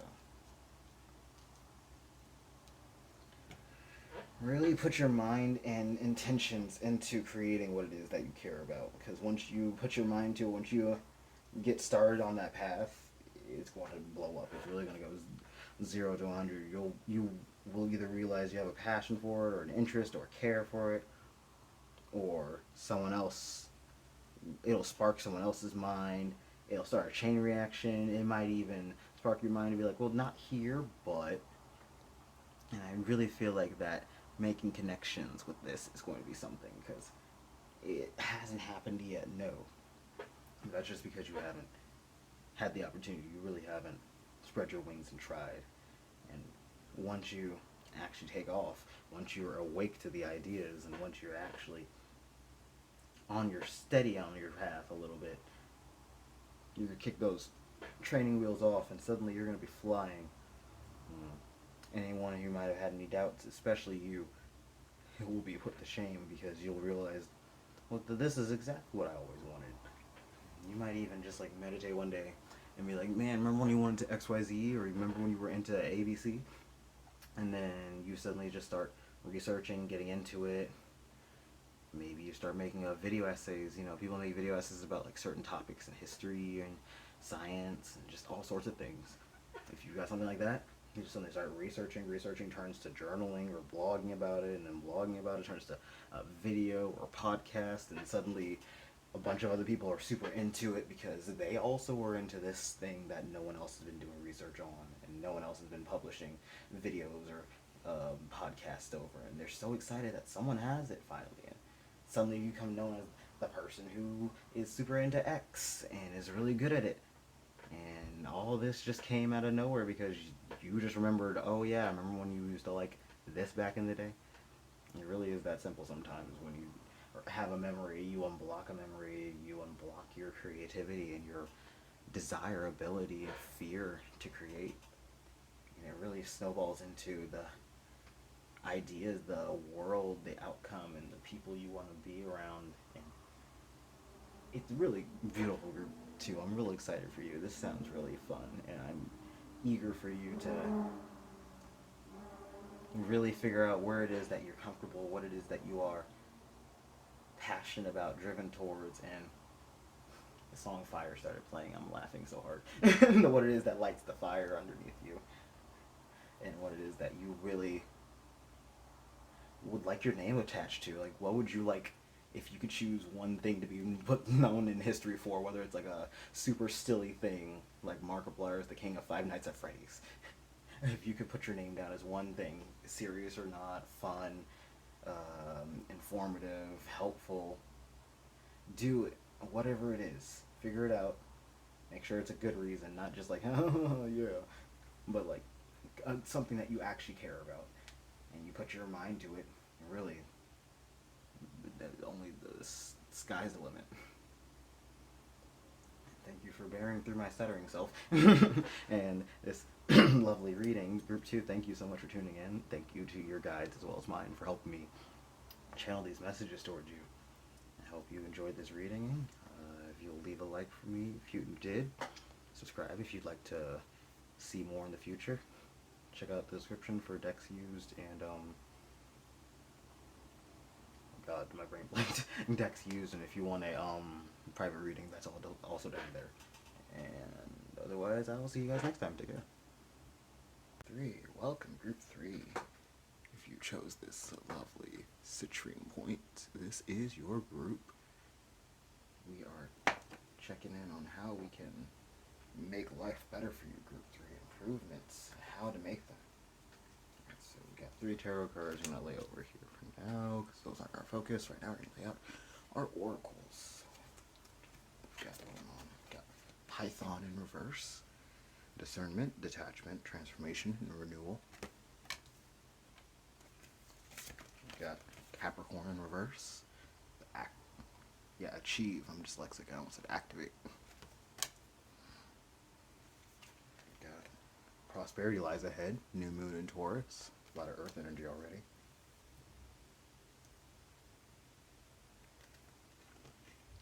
Got Coral's wisdom in reverse.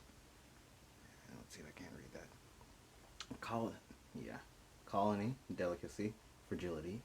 Works that are created over great periods of time.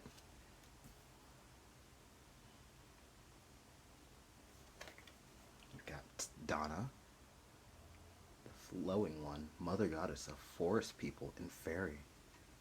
It's funny because I'm rereading one of my favorite YA novels right now. It's a series called Wicked Lovely. It's based around the fae and fairies, and immediately thought of that when I saw this card. Especially there's one character who's like the technical mother of all the fae, like the high queen of the court, and she's very much cool, calm, collected. We've got discipline. Speaking of that cool, calm, collected, I can accomplish what I set my mind to. And change in reverse. And I wanted to spin in my hand. I understand that nothing can grow and evolve without movement. Absolutely very strong earth energy from this group 3. Like I was saying with that little tangent to Wicked Lovely, you might be someone who's very much got a spark of magic in you, maybe someone who sees details and is otherwise very much aware of their surrounding, the world around them. Mother Nature in particular, you might be connected to animals and like very strongly connected to animals. You know, like people might be like, oh, my dog's crazy, and like bark at you, climb on you, etc. And then you come into the dog's just like, oh, best friend, and they're really nice and calm, or they work with you, or they listen to you really well, and they're like, wow, my dog's never like that, huh? You know, you might be that kind of person. But let me see if I can't read that number. 1 second.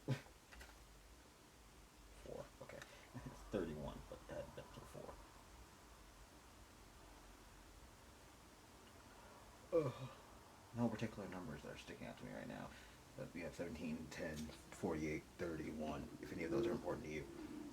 And as I said, you may be a very strong earth energy, but I also feel that you might just have a very strong cardinal, or just a very strong connection to the universe, the world at large, spirit. I have a strong Pisces placement, with your intuition being so prevalent. I also get the fact that you are someone who has to, take care of things, really. Be the big person, mature. And, that's helped you. You might be moving out of that energy of having to be the biggest person in the room, the loudest voice, and instead you're putting your focus into other things, and I feel like even it's a little uncomfortable. That's not your biggest issue here, but the reprioritizing your energy, reprioritizing how you spend your time and how you exert your power, your authority, is something you're examining for sure. Because you know you have the ability, this strength, this ability, this. You're very much a leader type. You have the self-assuredness, the discipline, the knowledge, like the just prior knowledge and training, whether you've ever been like professionally a manager or had to take care of things like that, or if you just, you're just innately someone who ends up taking charge in situations or has a plan or is the level-headed one when everyone else is flying off the handle. And you've been able to channel this into growth of your skills, growth of maybe even your circle. But I also feel like you kind of don't like that about you. Like, Unfortunately, it's something that it's like learned out of necessity. Like you didn't like that you had to learn this, how to be like the biggest person in the room and how to be the most mature. But as much as you don't like it, it's necessary. It's very much almost a detrimental. And it's very much a skill that will work to your betterment. The trick now is balancing, because you don't want to always be the one manning down the hatches and taking care of everyone else's business. And like, I say this a lot. I say I'm not psychic. Well, I kind of am, but even if I am, I don't want to spend all my time picking other people's brains to figure things out. And I feel like that's very much you, Group 3. I'll be mad if this is my group. But you're very much like, you might have the skill ability, even spiritually, or just the intuitive gut knowing of just when to do the things and who are the right people to be around and what's the right choices to make, and we shouldn't be here and we should do this instead, or I don't know, this doesn't feel right. You might be that person, but even if you are that person, you shouldn't have to always have that radar on. You shouldn't always have to be making sure, testing the water for everyone else so that they can get in the, like, I feel like for most of you, especially with this earth energy, this very mature energy, the discipline, and this the Python reverse. I feel like this Python reverse is very much like where you are now. You struggle to see how much you've changed and grown, and how almost like separating yourself from the what isn't you, what not like what isn't your problem, but like what shouldn't be your top priority, what you don't need to be constantly like focused and zeroed in on, which may or may not involve, I'm hearing work problems. So like if work is trying to get you to stay super late with no pay and no compensation and no thanks or anything, then you're putting your foot down and realizing like, no, I've been putting a bunch of energy into these guys and they're not doing any kind of thank you or compensation or care, and they're just kind of wringing me dry. And money is nice, but not at the expense of my health and my lifestyle. Especially for I'm getting a lot of you might be this energy is very creative, very artistic even, and enjoy getting out, exploring, learning new things. You might be someone who just likes learning new skills, taking classes, just exploring, meeting new people, and just in as many avenues and fingers in the pies as you can get, essentially. And if you're overtaxing yourself with work, like I said, or if there's person or persons in your life who are taking way more than they are giving, and it is keeping you feeling like you can't move anywhere, or you won't move anywhere because you have to make sure everything here is kept together, because otherwise who will, is what I'm hearing. Then you're going to just be stuck in this cycle, in this mess, and that's something you are working on improving, is your boundaries, is knowing, is picking your battles wiser. And especially with this, prosperity lies ahead in the very middle. All these energies are very wise, very powerful. Coral takes years to build and be created. And I feel like that's also where your skills, your knowledge, your strength has come. It's come out of lots of shedding skins and ego deaths and realizations, epiphanies, self-introspection, a lot of hermit energy. Like, I feel like you've either spent a lot of time alone or just spent a lot of time in your head, and it has made you into the more powerful, successful person you are now. And I feel that's also something that people either look over or take advantage of. And they just see the work that's been done, the achievement. They don't see all the grueling, muddy bullshit that you had to go through to get to said achievement. Like, you're not just pretty, you're not just the mother goddess because you're all pretty and nice. You're mother goddess because you put in that work if someone threatens your work.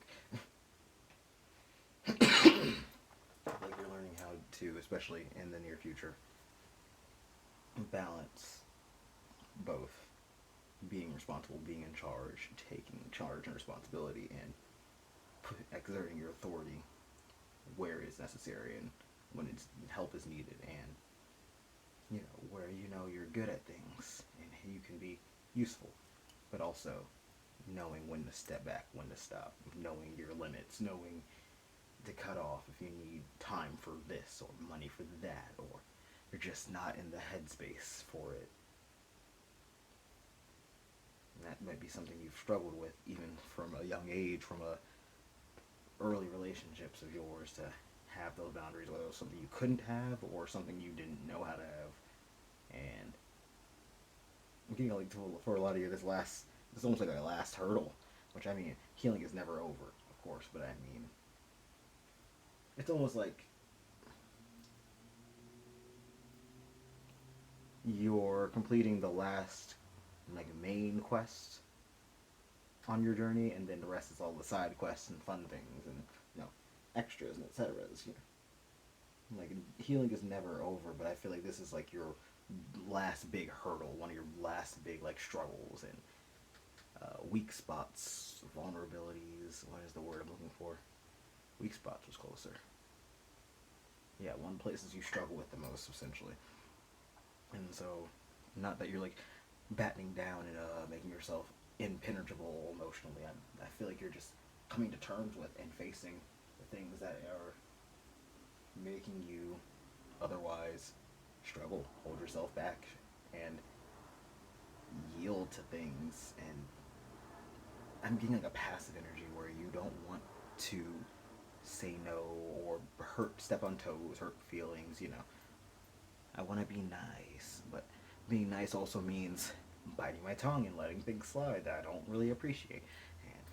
And you're learning to balance that, not trying to hurt people, but also, if you gotta break an egg to make an omelet, that's just how it goes. Let us get into our tarot cards, shall we?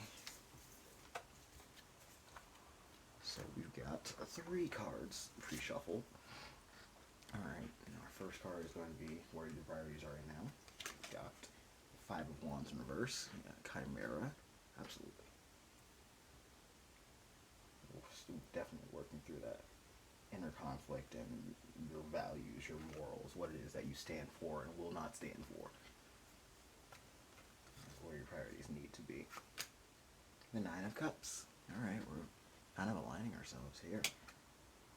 What you want, what you really want, what it is that pleases you, you enjoy, and how we can take steps towards it. Got the Ace of Pentacles. I'm happy. This is exciting. This is the best one yet. Don't tell the others. But yeah, just to reiterate, I really feel like you are just figuring yourself out. Like you have your values, it is that you believe in and know, and you're structured, and now you're just almost like this Chimera. It comes out fighting. It's got a lion's head and a serpent tail and hooves, feet, and all this etc. and craziness. But once it takes some time out to really figure out how all its moving parts function, it can get by pretty well, I'm assuming. I mean, if you're in a fight and someone's coming after you, now you got 2 mouths to attack with. Got hooves too. Those are, and these horns, I can ram you with them. So once you take some time to really sort through what it is happening in your life, what it is that you need, you want, how you want to live, what you value, these things that you might not have been really paying attention to because you've been really trying to keep everything in alignment, just keep yourself head above water. And now you actually have the chance to look back, introspect, to take that. Some of you might be getting back an internal random thought, but like you're organizing your thoughts, you're getting them all written out so you can look at them, examine them, and make sense of what it is you need, what you want, what you're looking for, what's bothering you, what's on your mind in general, because sometimes the thoughts just pass you by so fast and you don't even realize what's happening, and then the emotion still kind of lingers around and it bothers you, and you're like, what's bothering me? And it's just that same thing that just passed you by a few hours earlier that you don't even think about, and it just takes having to focus on it and get back to center to realize it. Alright, now what you should be focusing on, where your priority should be, is what satisfies you. Again, I feel like with that prosperity lies ahead and all of the discipline of the earth energy, you're very creative, you're very crafty, smart, you are very involved in the world around you, and that's great, but you also got to put your heart into it. Like, if you're not doing what you love, what you enjoy, you're not working towards making life what you want, then your life's gonna fucking suck, man. Because happiness doesn't just happen when you figure things out, or when you get to your dream job, or when you start dating a person, or when you buy a new house, move somewhere, meet new people, etc., etc., etc. These might be things that you want, these might be things that you desire, and they might improve to your quality of life, but if you're not working towards figuring out what it is that you actually like, what makes you happy in general, what you want to see on a daily basis that would make you smile, that would make you laugh, that would make you send dopamine to your brain receptors, what is it that you're looking for, what is it that, like, both in the, I feel like this is both a long and short-term goal, especially with that Ace of Pentacles as how you can do it. Like, you, of course, want to know, like, what it is that you dream of, what it is that you want to aspire towards, and what it is that keeps you waking up every day to keep, you know, doing your job and paying the bills, etc. But if the only thing that keeps you going is, you know, your far-off dreams and one day I'll be rich, one day I'll be famous, one day I'll be married, one day I'll have kids, you know, that kind of big dreaming of the future. That's great and all, but that's going to be very intangible, and it's going to make that restless confusion return worse, even, because you're going to be like, what am I trudging towards? What am I even fighting for? Why am I here? What if this doesn't make me happy in the end? And that is a valid concern. What if at the end of the day I get here and you sit down and you're like, yeah, I'm not happy, because it came at the sacrifice of your happiness, it came at the sacrifice of what you believe in, it came at the sacrifice of the world and anything in your life, all the things in your life that might bring you joy. And definitely there's a warning about that, not getting consumed by work, by your goals, by I heard that Vine of Miley Cyrus's Decline, but it's really poorly sung. Not about what's waiting on the other side. It's the climb. But yeah, if you just waste your time staring at the finish line, it's just going to be a miserable, monotonous run to the end. So stop, slow down, look around, find things that you love, cherish, enjoy. The little moments every day, the things that bring you smiles and laughs, the things that make you excited to see the next day, the things that make you curious and want to go deeper, want to share this with the people around you, things that make you want to share it, things that make you want to share your emotions, share what they are, share the things that you love. And this might be various things for you. This might take a little bit of soul searching even, because I feel like for some of you there might be some inner child stuff included in this, like things that you dreamt of and may even passed off or brushed off as illogical or impossible, or in this economy, at this rate, with who I am, with my family, and my lifestyle, you know, those kind of things. But life's changing in 2022, and the day is young. One step you can take towards, you know, making things align with how they should be, with how you want them to be, is an Ace of Pentacles. Plant that seed. You may take that new opportunity, take that new class, learn that new skill, take that time out to do the thing you want it to, instead of, you know, maybe adjust your schedule a little so you can wake up a little earlier, and if you like watching the sunrise, watch the sunrise, or if you want to take some time early and read a book, do that before you go get up. Maybe do that with your cup of coffee or cup of tea or whatever. If you want to learn a specific skill, find a class. There's YouTube videos on nearly everything, and there's websites and searches and all sorts of things. If you want something, you have to take the steps to get to that thing. You have to take the steps and make the progress in the right direction. And I know that there's certain things that are more feasible and easier to get towards and start working on, like if you want to volunteer at the library, that's much easier than like if you are really interested in working at NASA. But I mean, you can start somewhere. Start researching astronomy and astrophysics. Start looking up how much education is going to take to work at NASA. What's their screening process? What's their requirements? You know, start getting some tangible goals in mind and start working towards those day by day. Start putting like visible effort into, tangible effort into whatever it is that you are working towards, that you are wanting to create. And you will see it begin to pay back. Because the more you put your heart into it, and the more you put your, honestly, just put your back into it, it will just pay you back. It will.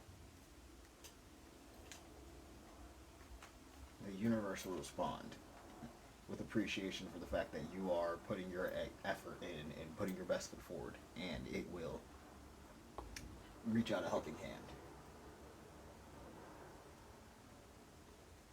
Oh. Goodness, I was that tired before I started this group 3. We're gonna get some more tarot cards for just some clarification.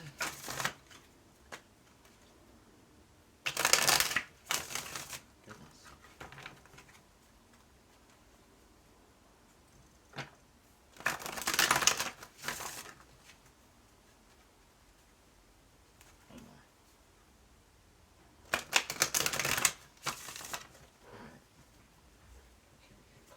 Clarification for where Group 3's priorities are right now.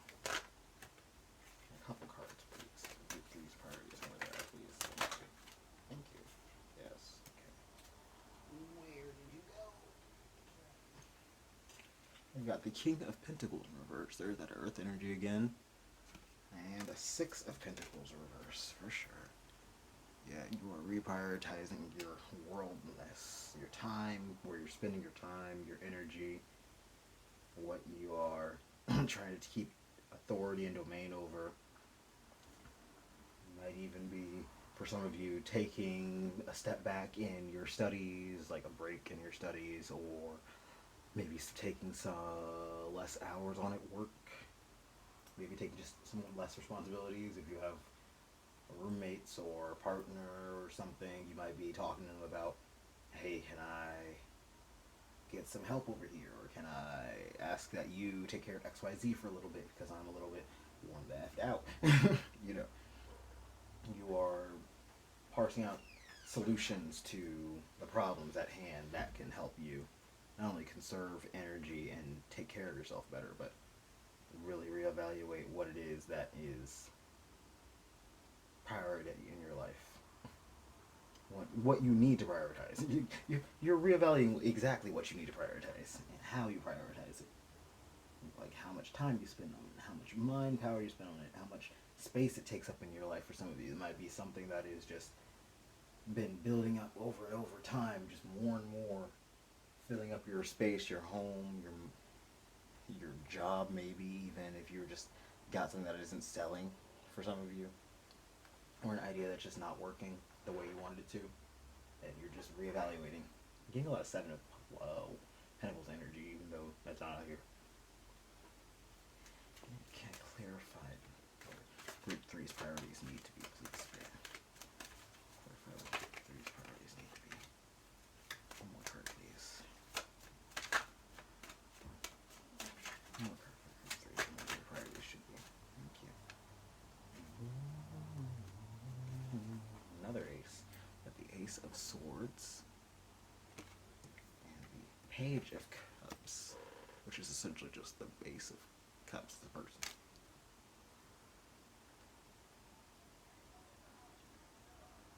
So yeah, I guess I mentioned before, some of you might be really getting some inner child healing and getting in touch with your inner child, what it is that you may have been into, enjoyed, cared about, maybe even for some of you how you lived and thought as a young person, and how you could either take that influence and bring it into your daily life, or now you can just, maybe there's some insight, something you didn't even realize, or something that you've forgotten about, that either sparks an inspiration, sparks joy, gets you excited.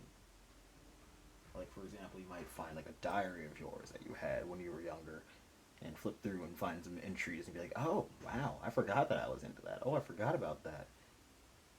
Or, like I mentioned, you just start journaling more, getting your mind out there, really getting your thoughts into order, and you start realizing or seeing a pattern in how you think and how you feel and what it is that you are wanting and what you're saying. And it helps you to reprioritize. If you're always in this one mindset because of this one pattern of behavior, you're like, maybe I won't do that. Like, if you are, I don't know, this is a random one, but like, if every day you're eating a grilled cheese sandwich, I don't know, if you're eating a grilled cheese sandwich every day and then you find yourself really in stomach pain and cramping, and so you write that in your journal for like a week, you're like, oh, another day, another grilled cheese, another stomach cramp. And after a while, you're like, maybe it's the grilled cheese that's making me miserable. Maybe I should stop eating cheese or something. And you stop, you cut the cheese out, and bada bing, bada boom, you realize that you're lactose tolerant. And it helps you because now you can eat better, now you can take care of yourself a little bit better, and you're not in pain, which is great, which means you can focus on, feeling better, doing more, doing better for yourself, and now the wheels are spinning in the right direction. It could be that simple. It could be something like that. I don't know if it could be that simple for you, or if it's something more emotional, introspective, maybe something a little more painful, a little bit more obstructive. The Three of Swords in reverse, so it's definitely something that is it's good to heal. It's something that, whatever this is, these realizations, this openness, and this healing,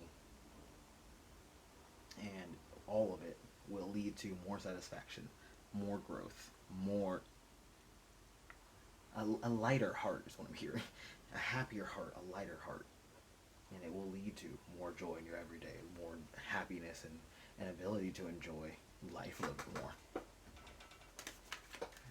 Okay, cards, thank you so much for behaving. I've got a couple cards of clarification for a step the good three can take in the right direction.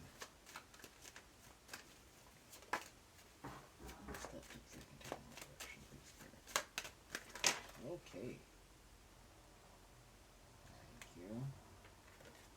And one more card, please. Step group three can take in the right direction. Okay. Let's say you're probably gonna want to fall. Right. And the Princess of Swords. So we got lots of swords energy on the board now. You might be someone who's very just with that earth energy, like I said, very logical and practical and pragmatic. And Queen of Cups in reverse is our other card. And Four of Pentacles. You might be very logical, level-headed, pragmatic, and someone who likes to, it's almost like someone who likes to be in control, keep things stable and comfortable. If it's not broken, don't fix it. It's very prevalent to you. But I feel like Spirit's asking you to let loose a little. Be a little emotional. Let the emotions influence you a little. Because I feel like at this point, especially with that Four of Pentacles and all of this earth, all of this stability, you are someone who, if you don't know how to weather your emotions yet, then you're definitely learning and will be able to take on whatever they have to throw at you. You are stable, you are firmly rooted, and you are comfortable. Even if the emotions are uncomfortable, even if the feelings are new and different for something else, I feel like it's something that you will be able to handle, especially with this attention to what it is that you are needing and missing in your day-to-day, and your healing, and your God, I'm losing words now.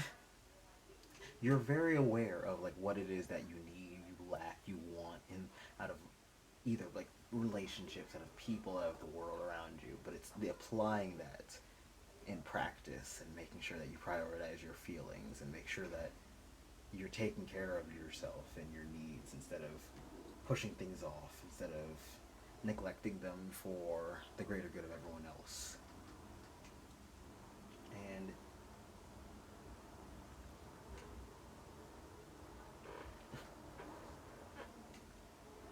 it might start with some small changes for sure. Like get some routine changes, maybe being a little bit firmer in your approach to situations, instead of being like, oh yeah, it's fine. You might be a little bit, hey, like if you, hey, I asked for this, can you do this please? Or I need help, please, a bit louder. Because you're someone who knows that you're not doing this out of like maliciousness. You're not doing this out of, I'm trying to use someone as a crutch.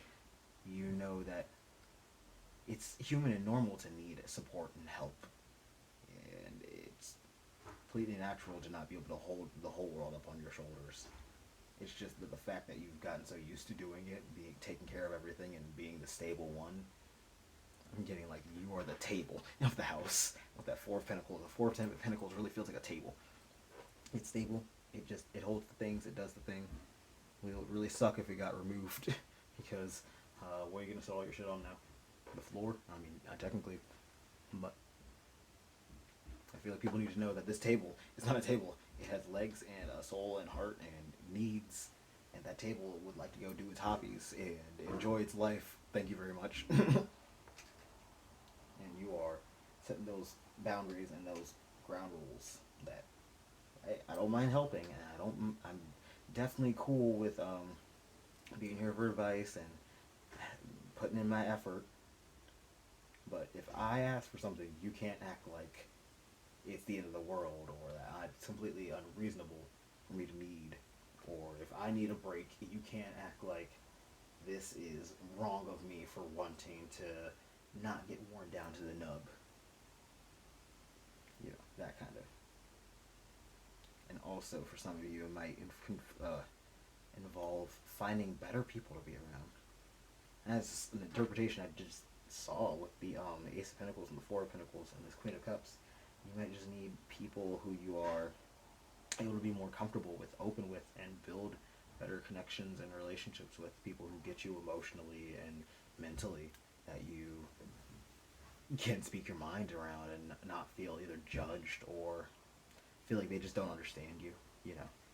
When you talk to someone and you have like a conversation, or you're saying things and you feel like they're just kind of nodding along or agreeing just to keep the peace, or like you guys are having two separate conversations or on two different pages.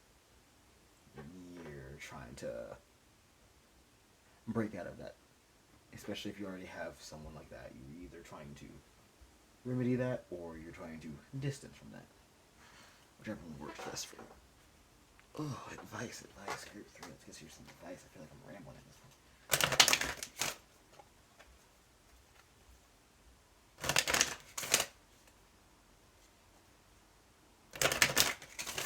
Oh, a drip of fire. What are you passionate about, group 3?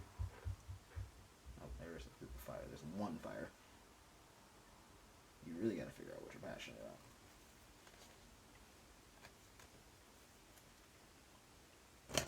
That's probably something that you are very focused on, and it's going to be part of the key. What lights you? Group 3. Advice for group 3, please, Spirit. Advice for group 3, please, Spirit. One more card, please. Thank you. Oh, where did it go? There it is. Very blue. Yep, even the bottom deck. Grand Trine in reverse. Blessings.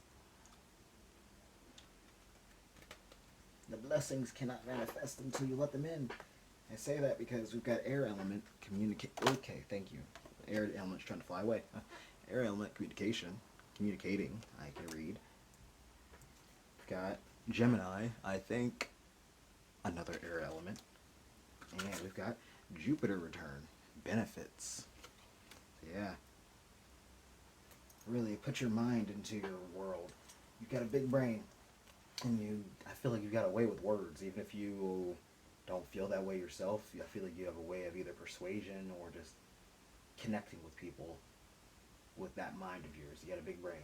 You got a smart, just pragmatic, well thought person, well educated. Even if you didn't get through school, even if you have base level, rudimentary like educations, you have a wisdom and an eloquence to your mind that is pretty much unparalleled to the people around you.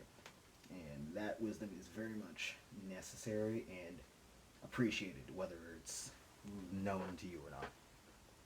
Some of you might be in your Jupiter return this year or in the near future, but I really feel like your life is waiting to expand and be beautiful around you and become all that you imagine and dream of. It's just that you have to figure out how. You have to figure out what it is that how it is that you're stopping yourself, and what it is that you can do, to overcome these blockages. A lot of time we put the birch on ourselves and we don't even realize it, because of either our mindsets or just the ways we live our life, the way we see the world. Even sometimes it's just not quite the right angle, and we have to rethink our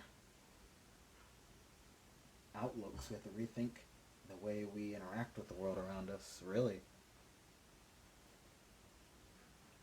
It might be a bit time to examine where you are and how you are living your life, experiencing your life, for sure.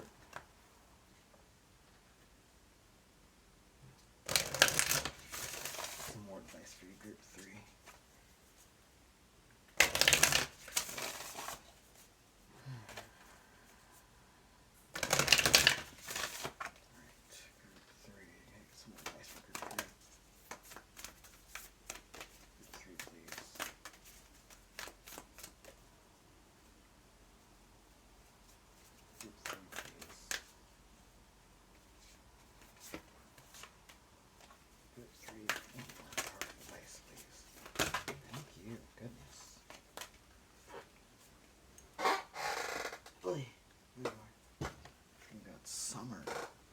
Bask in joy and light, absolutely. Spirit's really asking you to make your life a more joyous event for yourself. Otherwise, it will not. It's hard to make life happy. It's hard to enjoy happiness in life when you can't enjoy life in general.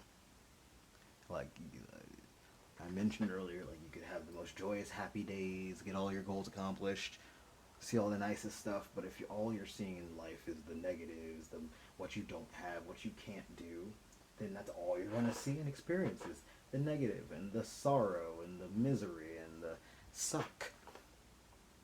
You got Animal Guardian, trust your instincts. Got Mountains in reverse, stand your ground. And Stargazer, set your sights higher, yes. You've got a big mind, big goals, and big possibilities. You just need to listen to yourself and figure out what it is that you want, what you're lacking, and what you are needing to change. What it is that you want to change. If something's not fitting your life right now, if you don't like your hours, your lifestyle, where you live, who you live with, who you are friends with, who you're dating, anything like this. If there's something bothering, you have to figure that out. You have to look at that. You have to actually examine it and see, is this a temporary problem? Am I just like in a bad mood? Is this just a bad period? Or is there something deeper? Is this an actual issue? Is this something that's been bothering me? Is this something that is unsustainable? Is this something that I'm not okay with holding on to, standing up for, and pursuing further than we are now? Because if you're just putting up with nonsense just to put up with nonsense, then it's going to get kicked out of your life. It's going to get quickly trampled over. There is not going to be room in your life with all these blessings and benefits and excitement and constantly using that big brain of yours to make things manifest into reality, to be things that don't matter and things that are unnecessarily siphoning off energy. If you don't have a pet, you should get a pet. Spirit is asking you to get a pet. You might be, like I mentioned, that you're probably someone who's very good with animals, whether they're yours or not. And I feel like the animals might also have the symbiotically healing relationship with you. Like, if you don't qualify for like an emotional support animal or anything, then there's, finding an animal that clicks with you, that vibes with you, that you really enjoy. It can really help just having a little critter under your hands to pet, to play with, to take care of. It not only reminds you to slow down and take care of yourself, but they're very fun. And added benefit, I feel like you're very knowledge based and like learning and stuff and expanding your horizons. If it's an animal that you've never cared for before, or heck, even if it is an animal that you're very familiar with, time to learn, research, and get even better as a caretaker. And it might even open up some new avenues, ideas, ways to look at the world. Might introduce you to some new people. Might put you on in the path to start a new profession or interest. And I feel like that's also a lesson towards you, is looking at pretty much all opportunities and any and everything that you do as an opportunity to expand, to learn, to grow, to create a broader horizon, a new, broader stroke of how you view the world, or to meet new people who might become essential best friends, or just good acquaintances that to have in the long run, to have fun and enjoy yourself with. Don't be so stuck to rigidity and a schedule, a routine, that you are unable to stop and smell the roses and aspire towards new, greater unknowns that may have otherwise escaped you because you're just so busy charging forward with your eyes straight ahead. Feel that. Gonna get a couple more cards for group 3. Rise.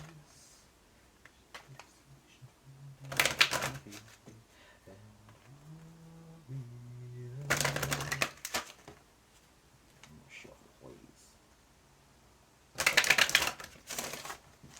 Group 3. Advice for group 3, please, Spirit. Advice for group 3. Goodness. Oh, thank you. Thank you. Advice for group 3. Thank you. Thank you. Achievement in reverse with Chabo. Really getting that Climb again by Molly Cyrus. You might be surprised about how much you experience and what things are shown to you, exposed to you, what you learn about just by either making mistakes or just going through the motions and taking a new route, taking a new way about it, thinking of things in a different angle. Definitely don't be afraid to make mistakes. With that King of Pentacles in reverse and the very strong earth energy, you're very afraid to be shaken, be thrown off course, thrown off balance, thrown off footing. And Spirit's really encouraging to put that air energy, like, you're very logical and smart, but you're not, you're much more using your practical best foot forward rather than trying to think up the best way of around something or the best case scenario. You're kind of just taking the well-trodden path instead of looking at how all the paths connect and trying to parse out your own way through it. And there's nothing wrong with, taking the well-trodden path. But Spirit's asking you, are you taking that path because it's easy or because it would be more convenient to you this time due to whatever thing? Because if it's the latter, then yeah, if you're exhausted or you did down bad or whatever, we're not asking you to do backflips, please. No. No parkour is necessary. But if you're in good spirits, if nothing's wrong, you're doing a little bit well for yourself, then why not switch it up? Why not go a new path to and from work? See if you can learn some new streets, or why not talk to that person that you always see that always seemed interesting, but you were worried or unsure about approaching them. Why not learn that new skill that you've been looking at, interested in? Why not take that class that looked interesting, that seemed cool, but you were worried about sucking a little, or being as easy or fun as you want. So what? You take the class, you don't like it, you drop the class. You start learning the skill, you don't want it, you put the book back, you close the video, you do whatever. Don't be afraid of taking a wrong turn. Wrong turns aren't wrong turns. They're just redirections. That just means you get to take a new path, like I said. That might even just mean, like, in the example of taking a new path to work, it might just mean that you spaced out, missed your exit, or took the wrong turn, or there was like a traffic block or something and you couldn't get the way you wanted to. And so you have to take a new street. And then boom, you find, oh, there's that coffee shop that I heard my friend talk about. Or, oh, that's a cute little store over there. I want to go in there. Let's remember where this is. The amount of times I've done that by just like missing a turn or taking the wrong direction and then finding a new place to go and writing it down. Oh, it's so fun. So good. I definitely support you just switching up and give yourself a little pizzazz, some spice. Change up the routine and be okay with it not working out too. Like, you know, you might take a new trip and it might just be through some sucky neighborhood or through some back roads that are really bumpy and you nearly bust a tire and you're like 10 minutes late to work. And you're like, fuck that, I'm never going that way again. Well, now you know. You now know never to go down that path ever again. Everything is a learning experience. Everything is a way to expand your life, your knowledge, your horizons. And you can take pretty much anything, any experience, and turn it into a learning experience, a jumping off point for growth and progress. It's just the way that you look at things. It's just all about perspective and how you want to see all of this. Because you see all of these as reverses, and I'm just seeing these as possibilities, things that want to happen. You want to understand. You want to be protected, but not like overly protected. You want to be challenged, but also you want to achieve. And you're afraid that those are all mutually exclusive, and they're not. Take a swing, take a chance, and break away. Thank you, Kelly Clarkson. And thank you, Group 5. Group 3. I don't know where the 5 came from. I'm not even doing 5 groups. But thank you, Group 3, for tuning in and for listening to this reading. I've enjoyed doing this for you. And thanks to your guides and mine for helping me channel these messages for you guys. And good luck on your endeavors, on your life, and on improving everything for you. If you enjoyed this reading, leave a like. If you want to see more, leave a subscribe. Description's going to have my social media, any decks used, and if you want to get a private reading, options for that. Otherwise, I will see you all in the next reading. Group 4, and welcome. If you chose this Fluorite Tower, one of my favorite pieces, this is your group. Sit you right there. Oh, excuse me. And we are asking about how to improve our life situation and what we can do to make life work better for us, one step at a time. So we got some oracle cards just to get a feel of the situation first. We've got a condor, cycles, reflection, perspective, release. Got the lizard. My face will stop itching. The lizard, Tuatara, reverse. And please do insult me about my pronunciation. Dreaming, sight, knowledge, and hidden gifts.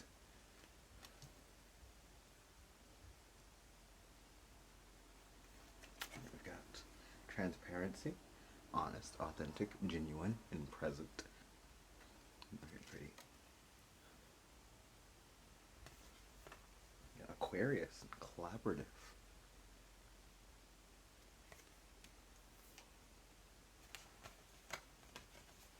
The energy is gaining momentum, waxing moon.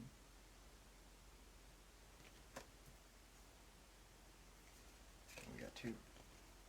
Selenite in reverse. Purification, moon magic, and energy shield.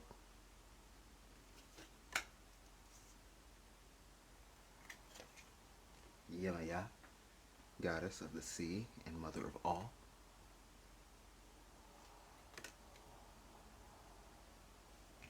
And loneliness in reverse. I know that I am never alone.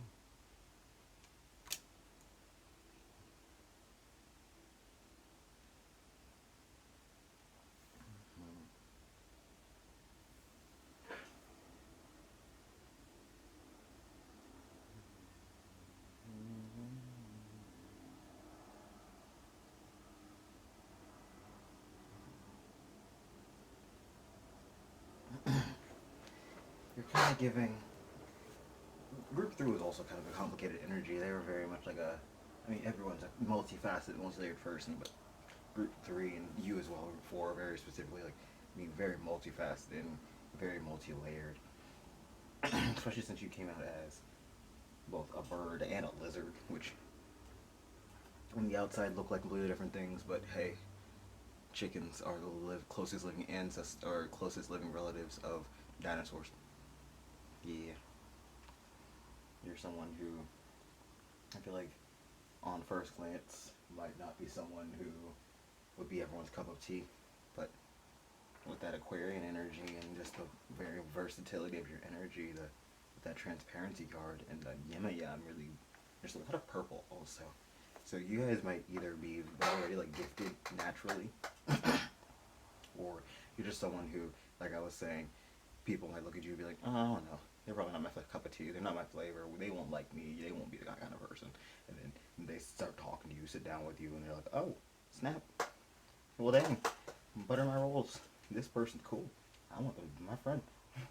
I want to get to know them. I want to hear what all their secrets and all their adventures and stuff, all their wisdom. I'm going to look up what Tuatara is. I'm pretty sure it's either like an ancient name for lizard or specific cultural / linguistic, like specific languages term for a lizard. But I really feel like that it gives the feeling of like an ancient, revered creature. And I feel like that's very much you. Like whether you're old or not, you have very old soul energy, very wise and powerful. Like you've weathered your battles, you already know your lessons, you've made your stupid mistakes already. Even if you're like a younger person, you haven't done stupid things. You've seen through other people's life experiences, through other people's stories, through the consequences of other people's actions, that maybe you shouldn't do this, go down this path, think this way, live that way, you know. You've kind of already learned your lessons, whether you had to learn it firsthand or you watched someone else learn it and you heeded your warning that way. But I feel like with that lesson of just being able to just slide into, I wanted to say, being poured into anyone's cup and fitting like a water. You might be with this openness, with, I'm getting the sense that even though you're very friendly and like easy to make friends and really easily involved, easily liked, attract people and keep people, you might either A, want to keep less people around, like you're examining your circle and seeing who and what you like to give your energy to. You might be spending less time with certain people or spending more time with new people and new circles and new endeavors. Just trying to distance yourself from people who you can't really be your whole authentic self with, because you are the condor and the lizard. And if someone can't understand that, sometimes you want to be, you know, loud and proud and all in the business, and then other times you want to be left alone and quiet and sunning on a rock and doing your own thing and left to your devices and thinking until you can recharge. If someone can't understand that you're a multifaceted creature who needs all of the above and then some, then it's not going to work out. It's not a relationship that you can foster, and it's not against them. It's just, this is not who I am. This is not how I work. Like, I'm saying, getting to say love languages, and I'm not saying this is like a romantic partner, but if it is, it applies equally. But you know, like you just have a different relationship style than some people. Whether it's a romantic, like a love language, or just it's a way of showing your camaraderie and friendship and stuff. You might be someone who doesn't text back every 10 seconds. You might not be someone who likes every Instagram post that your friend makes or retweets every tweet. Or whatever the situation may be. But you're still supportive, you still care, you talk to them or whatever. And, you know, the relationships that matter to you and people who care are there for you, will support you, will be understanding when you take time back to recharge and be for yourself, or take time away to focus on things you care about, things you enjoy, and the things that you want to craft and bring to reality, instead of just fostering and cheering on everyone else from the sidelines. That's groovy. And they will be there for you when you are done recharging or done doing your thing, or while you're doing your thing, they will be cheering you on the same way you cheer them on. And if anyone gets bitter or or salty or upset or feels some sort of way because you want to do well by you, because you want to better yourself and improve your life and make yourself priority, which you should always be priority. You are the protagonist of your life, not of the world. That is something I gotta remind people. You're the protagonist of your life. You are your protagonist. No one else needs to be taking top priority in your life except you. And if someone is getting mad that you are your protagonist, then that person doesn't really need to be a character in your story at all. They can be written right out. Because with the ease in which that you make friends and move through, I'm being like an 8 of Wands and 6 of Wands. Like you, whatever you're doing, people seem to see, notice, and are interested in, and it pops off. Whether it's something that goes off without a hitch, or whether there are bumps in the way, but they smooth out. No matter what, you ride those waves and you work through them and you kill it. And people love to see you shine and thrive and succeed as you better yourself, as you grow and scale up in your power. I'm seeing Goku from Dragon Ball. Obviously, you know who Goku is. I don't trust you if you don't know Goku. But, you know, his whole thing is get stronger, beat the crap out of the enemies, rinse, repeat. And along the way, he makes all sorts of super powerful, cool friends, and he even lets them power up and get their very best and strongest and stuff, just so he can clap the shit out of them. And then they end up admiring his ethic and his morals and his mindset and becoming friends and tagging along. And, you know, he develops a whole new squad and world of characters and people just because he's so firmly in his morals, in his stance, in the way that he lives his life, his ethos, or pathos. Is that pathos? Logos is logic, ethos is ethics. Okay, pathos is the most, so I was right, ethos. Look, English has been a long time. But he's so firmly in his ethos that nothing can budge him, and people end up really commending that about him. And it ends up creating stronger bonds. It ends up creating people inspired by him who want to be just as powerful because of him. Also getting Naruto. You might like anime in Group 4. If you don't like anime, I'd be genuinely surprised because I've made like 2 or 3 anime references at this point. Interesting. Very shonen protagonist energy where you are just very headstrong and stubborn, but not in the my way or the highway, I refuse to be taught a lesson way, but more in the this is what I want, this is what I'm going to do, and what's going to happen, because this is what I believe in, and this is what lights the fire under my ass. And if you've got a problem with that, you can either step out of the way or get flattened. Group 4, I'm liking your energy. You got vibes. You and Group 3 are my favorites. Don't tell the other groups, but you two groups have been very multifaceted, and I really love that. Alright, we've got 3 tarot cards pre-selected that we're going to lay out. This first one is where your priorities are right now, Group 4, and we've got the 4 of Pentacles. So, where your priorities should be, or need to be. Got the Tower. And Gargoyle. And one step that you can take in the right direction is 4 of Swords in reverse. Absolutely. Yeah, like I said, you just need to, I feel like you've got this 4 of Pentacles, you've got your mindset, you've got your morals, your code of conduct, if you will. What you won't do, what you will do, what you want to do, what you're willing to do for it. The lengths, the extremes, the motives, the measures.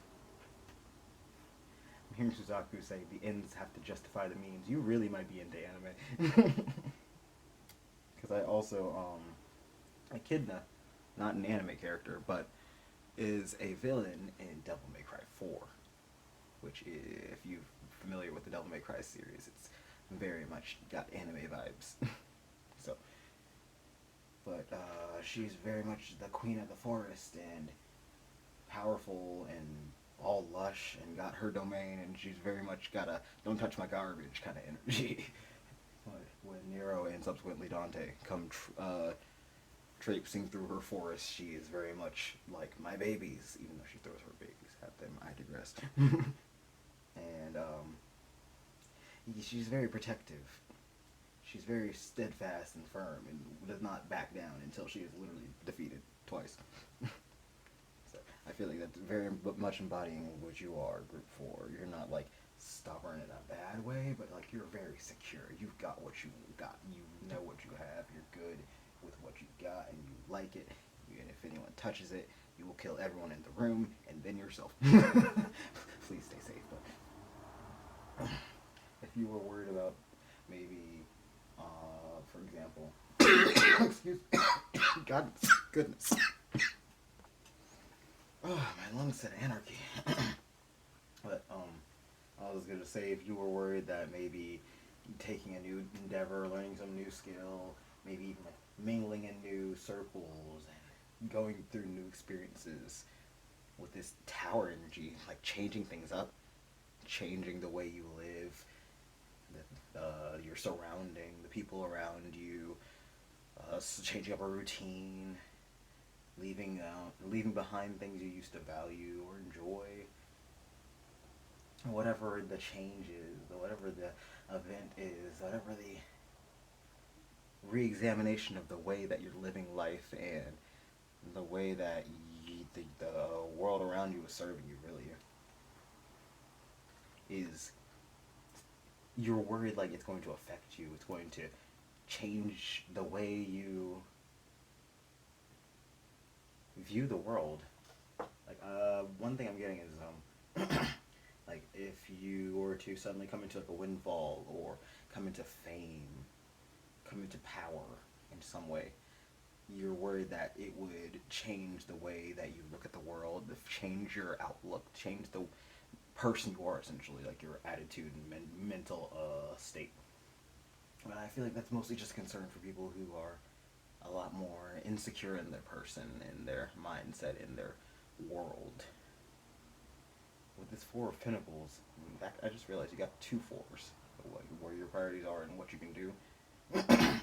Stability is a big feature for you. You might have strong earth energy in your chart. And if not, Saturn might be running strong, because I know Aquarius was in your cards, which rules Capricorn and Aquarius. Yeah. But if you're worried about like any sort of change, any sort of I'm really getting like windfalls, good change, blessings, and moving on up, advancements in career progress, new opportunities, really getting like overnight success, suddenly like being thrust into the limelight, or suddenly getting a promotion, suddenly being super respected. For some of you, I'm getting maybe like you're losing weight, changing your body, going on a diet, doing the hot person summer or whatever, and suddenly you come out the other side completely different looking, cut or fit with your dream body or whatever it is, and you're worried that it's going to change you into some sort of narcissistic monster or like make you super selfish and superficial. And look, if you're not like already like that, if you don't already have those tendencies in you, the likelihood that's going to happen is very low, especially since it seems like you're already very self-aware, you're already grounded in your beliefs and grounded in your morals, and not someone who's easily swayed by just the opinions of social media, the opinions of friends, or well, I think this, or well, if I like this, then you have to. You're not someone who, if you hear someone like, well, I like this, and you have to like this, you'll actually agree. You'll be like, okay, buddy, who asked you? No. Look, your opinion is not the only one on this planet, so enjoy that. Excuse me. But moving on properly to where your priority should be. Definitely, instead of worrying about keeping yourself stable and sound, especially since you are already so secure and battened down. I used that like 5 times yesterday in group 3, so definitely if you were pulled towards group 3, you might want to check it out. They have a very similar energy. But if you're worried about things unraveling the minute you start changing, or you unraveling the minute things start changing, don't be. Because right now, change is the big plus, the big thing on the table. It will help. Your mindset changing, your world changing, whether it's just like switching up routine or switching up jobs, switching the way you live your life, see life, the people around you. I feel like it's going to be different for all of you, but there is a change that is begging to happen. Some of you, it might not even be like getting something out of your life. It might be bringing something into your life, like bringing new habits into your life, practicing something if you've been wanting to practice an instrument, art, your skills in like a technology, like programming or editing or something, but you're worried how it'll turn out. Set aside that time. You gotta get that dedication and that routine in. Add that to your schedule.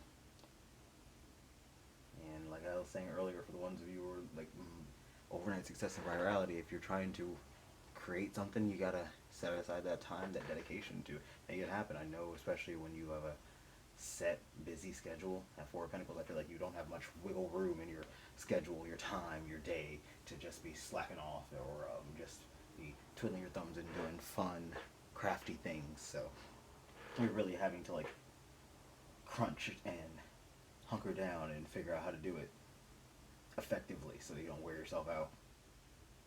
But I must tell you that whatever it is that you're trying to do, accomplish, to work into your schedule and create with your time, your free time, and make change, make happen, is going to be worth it if you stick with it, if you're actually able to make it happen.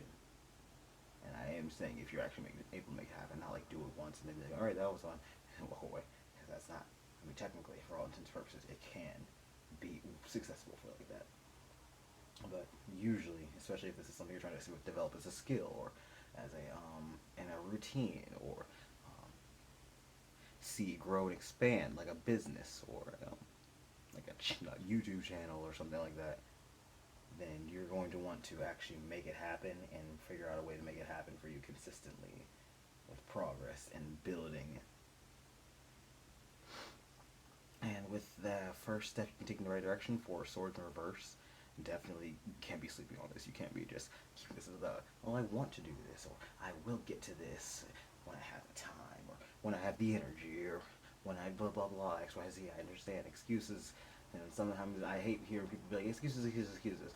Because sometimes it's not an excuse. Sometimes you really just do not have the time in the day, and sometimes you do just have mental illness or lack of energy, lack of motivation, lack of ability, pain. Sometimes pain just pops up. Pain and illness. You know, there's actual hurdles and things that sit in your way. Shit, for some of y'all, you might have like kids and pets and things, and their well-being and health and expenses come first before your hobbies and enjoyment and the things you want to do. I'm not saying that's an excuse. I'm saying that when you're instead spending your time on like social medias or watching TV or taking the piss essentially, and you're just like, dang.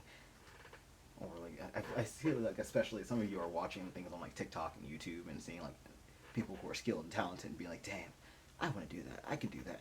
Yes, you could. Now stop watching them do it and do it yourself. You're not going to ever do it if you keep watching them do it instead and envying them quietly from afar. Trust me, it will not just telekinetically pull its shit together. You have to pull it together yourself. It's unfortunate and it sucks, but putting hands to hand to the table, hand to earth, hand to whatever that you want to do is the first way to do it, instead of just thinking about it, instead of wondering. I feel like you've got the idea, the blueprint mapped out. You've got it pretty much clear in your head, and even if you don't, you have the ability to quickly brainstorm, drum it up, get the ideas flowing, and or get things worked up in a easy to follow and like cooperative way. then all you have to do is put the work into motion, and it will do work for you. And I feel like you will be genuinely surprised on how easy it comes out. Like the minute you, for example, I'm a writer, and sometimes I'm like, damn, I want to write. I'm gonna write, and it's really easy for me to be like, yeah, I want to write, blah blah blah. But then when I actually want to write, it's just like I do everything else. So sometimes I have to actually just sit myself down, put some music on or something, and sit at the document, read over it a few times, and start getting the gears turning in my head, the ideas flowing, let myself maybe space out a little and start brainstorming, and then just let it flow to you. It might not pop off immediately. It might not be perfect the first time. It might need some adjusting, and it might need some help. But it's better to get it started, get it going, and get some progress in tangible form than just keep bouncing around in your head where it's intangible and always a what if. See. Alright, we're gonna get you some more tarot cards.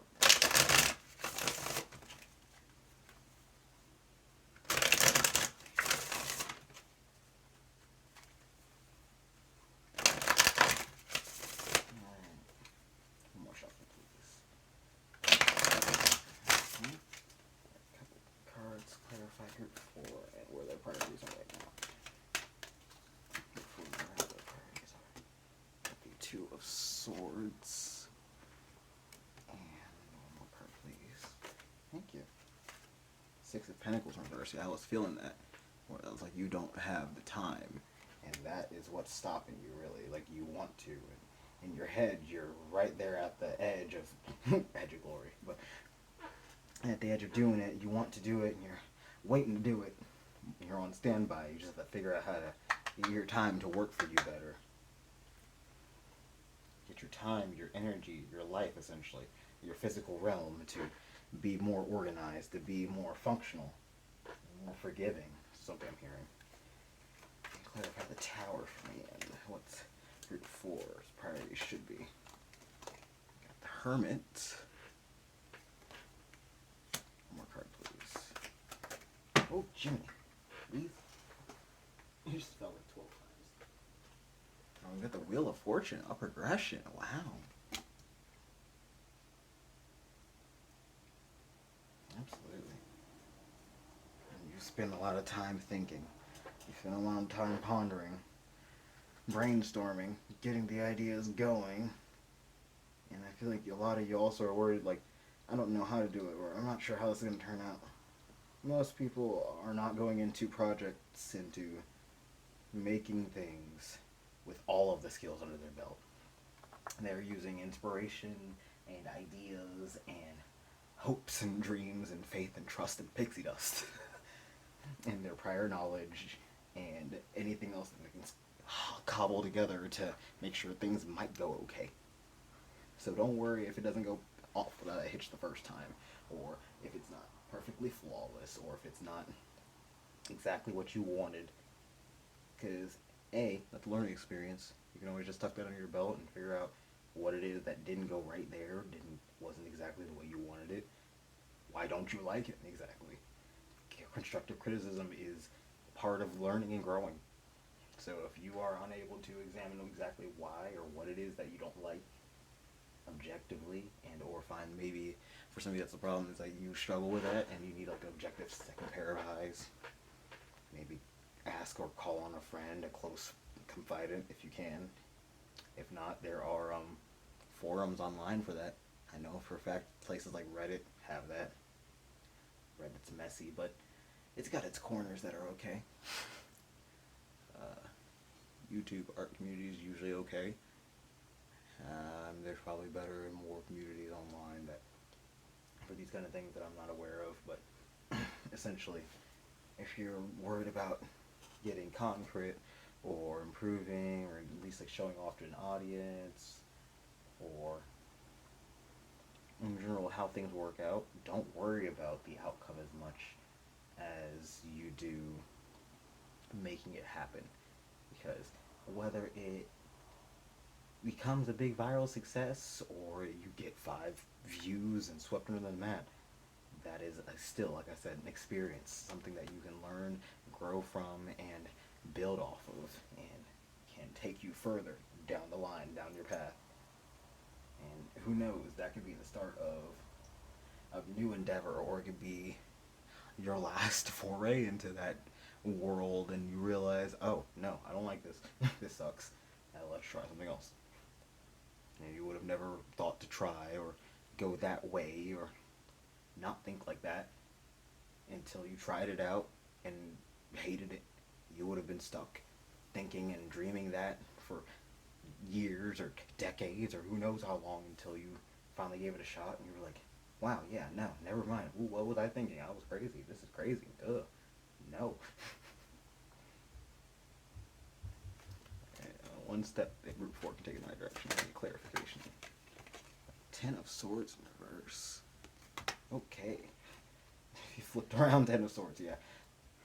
I'm going to leave it like that. It very intentionally did that. One more card for Group 4, and one step they can take in the right direction.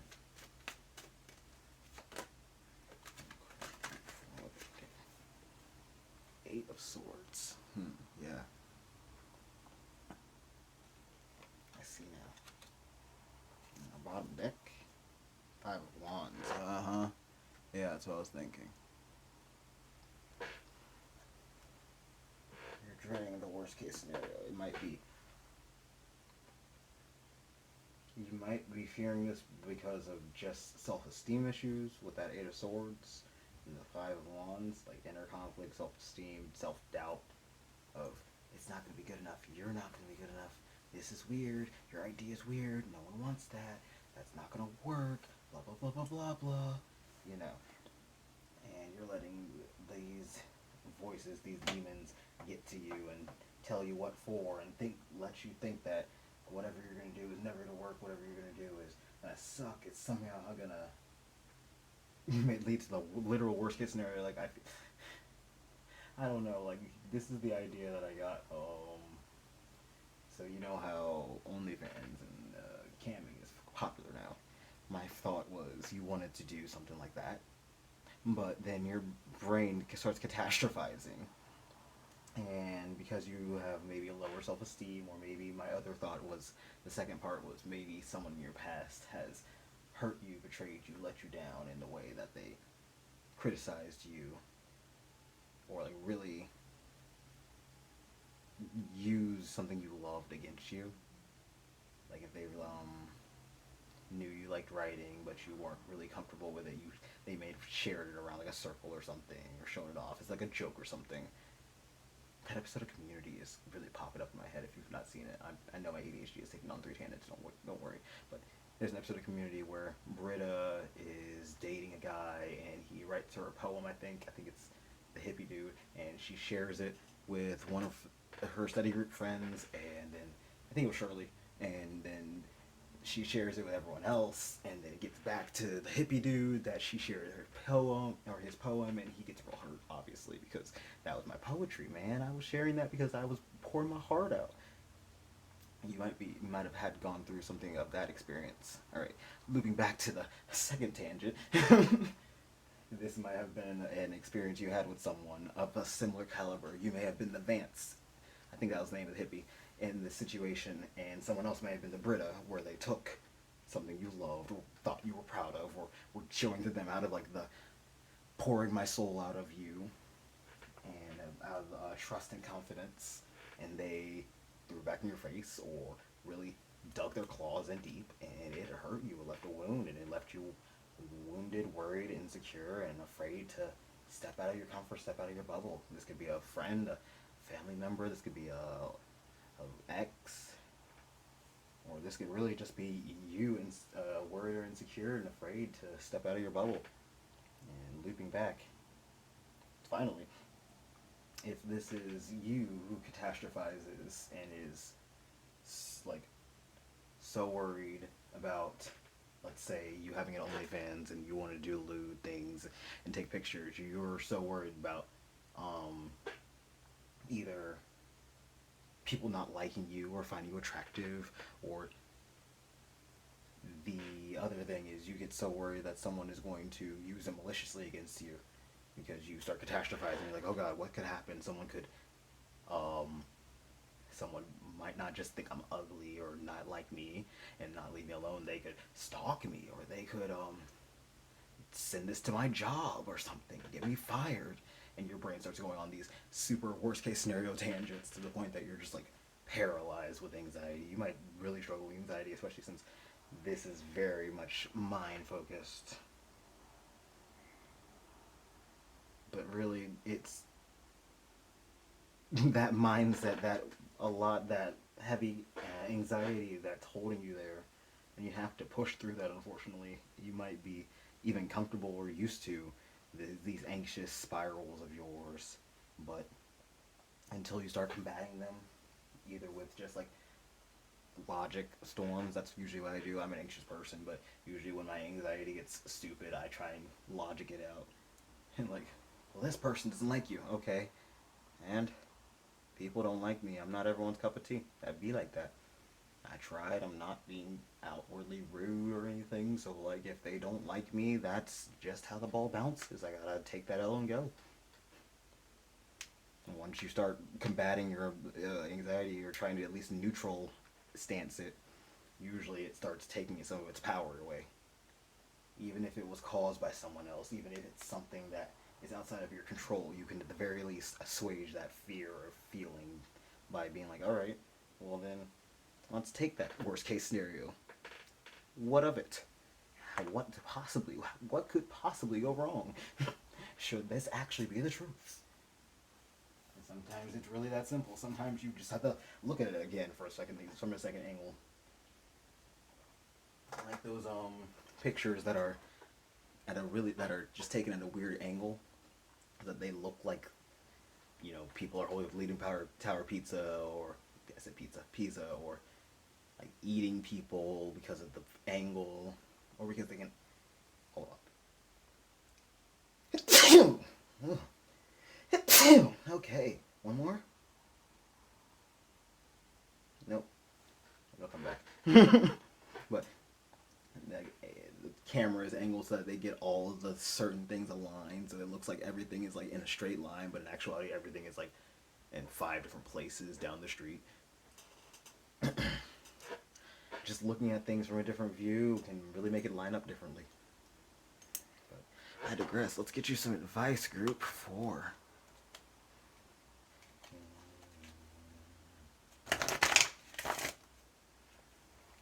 Oh, excuse me.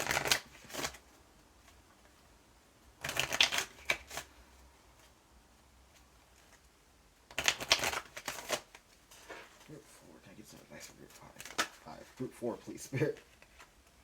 Group 4, please, Spirit. Can I get some advice for group 4? Okay, I'm just going to take those. What's that? Thanks. And we've got Scorpio. I transform as our bottom deck. Ouch, my spine. So we got, whoop, okay, it fell. And then it fell upright. Yod with Destiny. Your cards are just doing some funky things today, flipping around and stuff, all sorts of things. I really think that you might be spiritually inclined if you're not already someone who works with spirit or works with your gifts. With all the purple that I saw earlier, you got a lot of magical creatures too.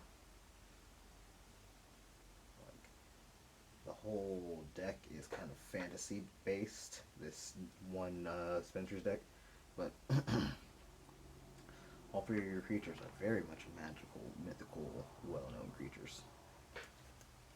So I think like Fame might be in your cards for sure, group 4. That Wheel of Fortune too.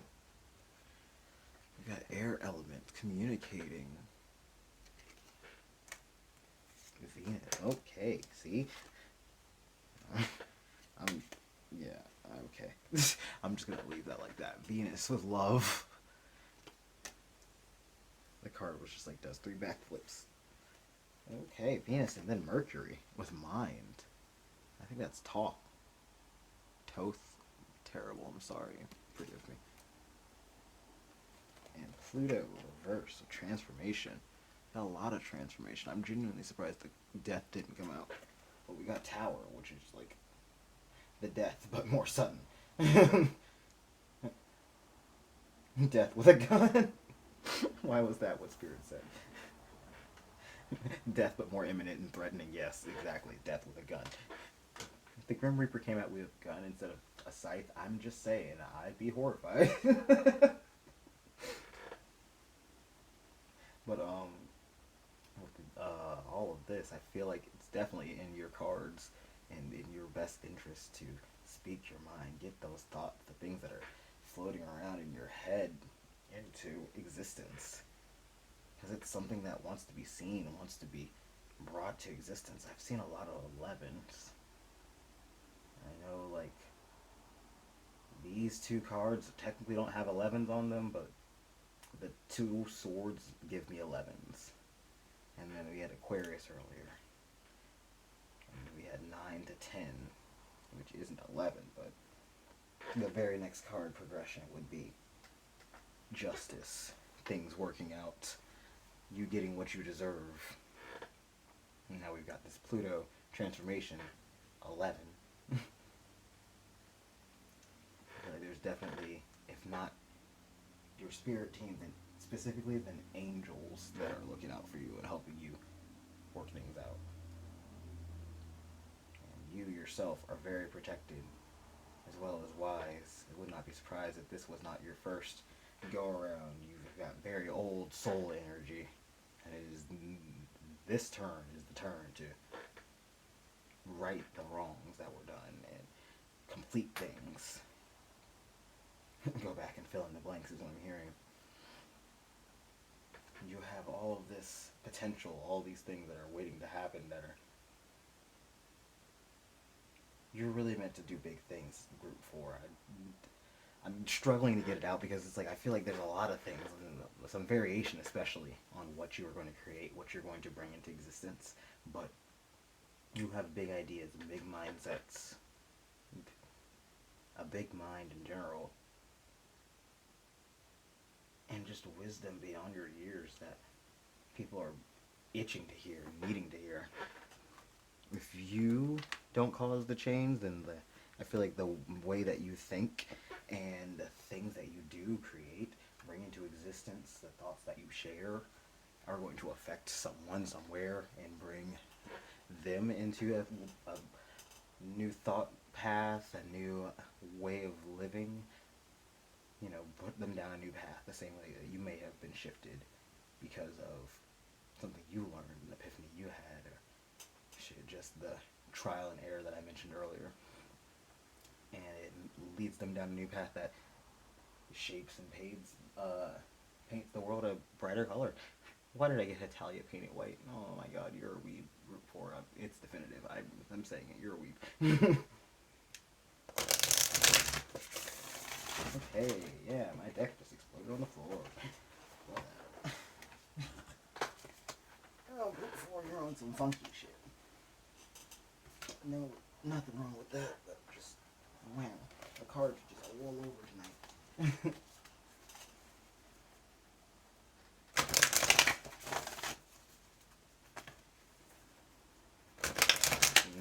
People are saying love, world come and goes. And you know, in my head. Alright. Group 4. Next we have the Group 4 spirit. Thank you. More advice for Group 4, please, spirit. Okay. Scream fall.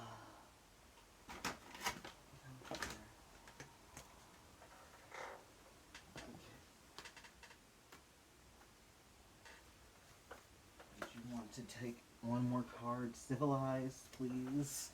No more throwing. I'm nearly losing cards at this point. One more card, please.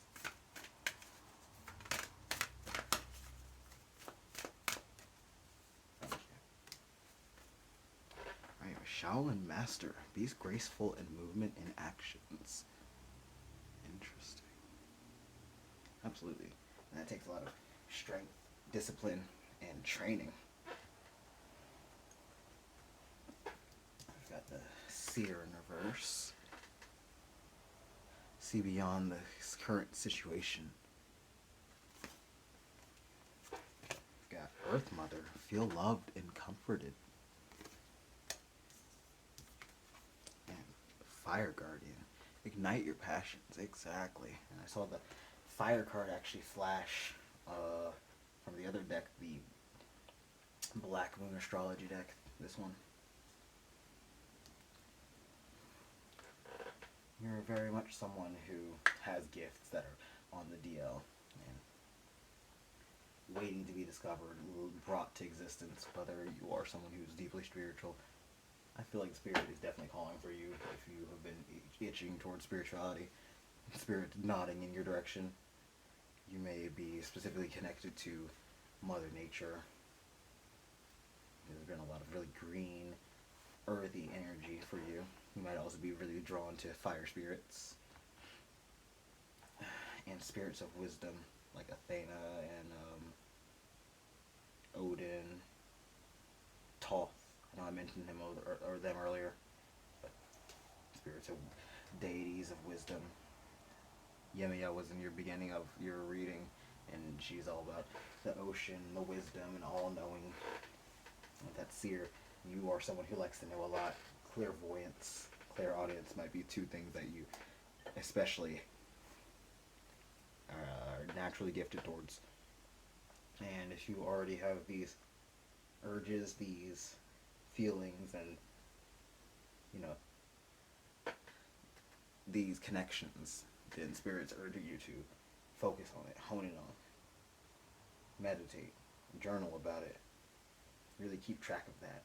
And if it's something that you want to develop, if you keep track of it, if you work towards it, if you are motivated in its energy, and if you ask the universe to help you, to help bring it to manifestation, if you want it to be more powerful, and if you want to actually work with it, it will be worked with.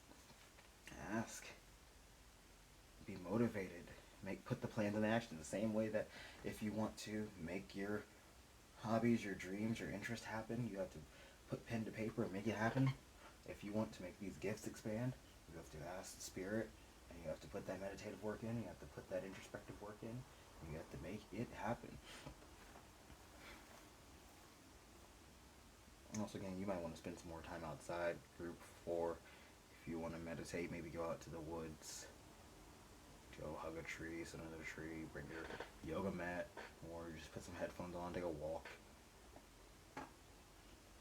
If you've got a porch and it's got some greenery around you, just go out there, sit, chill, vibe, take in the vibes and the energy.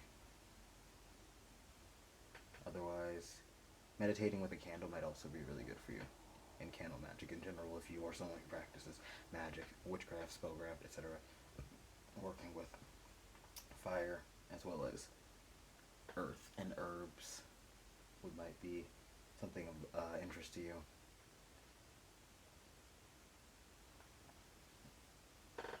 In other non-spiritual words, especially bringing all your ideas to fruition and anything that drives you, motivates you, passionate about it, be outwardly, openly passionate about it. Bring it into the world. Don't just keep it in your head, because you can only do so much if you're just keeping the idea and just, yeah, I'll get to it. Oh, it's going to be great. Oh, yeah, whenever I am able to, or if I could ever, man, I could never, because I'm not XYZ ABC enough, or I haven't practiced this, or someone else has already done it like this. It doesn't matter. Those are excuses. Because whatever idea you have, whatever you want, whatever you're thinking of, there is a 98% chance that no one else has done it exactly the way that you want or are thinking of doing it. And if someone has done it exactly the way you're thinking of it, then there's a non-zero chance that you can figure out a way to modify it to make it your own thing. Most invention and things in the world were created just as modifications and fixes on things that already exist. Advancement does not just usually materialize out of nowhere, kid.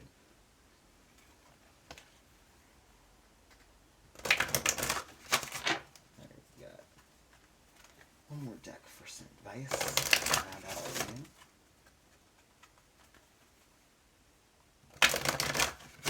our game. Alrighty. Throwing cards already. I see you. I'm visualizing you.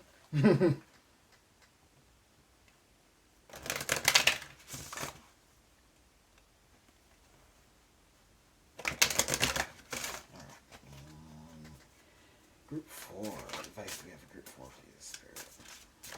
More advice for group 4. Hey. Hey. One more, please. Thank you.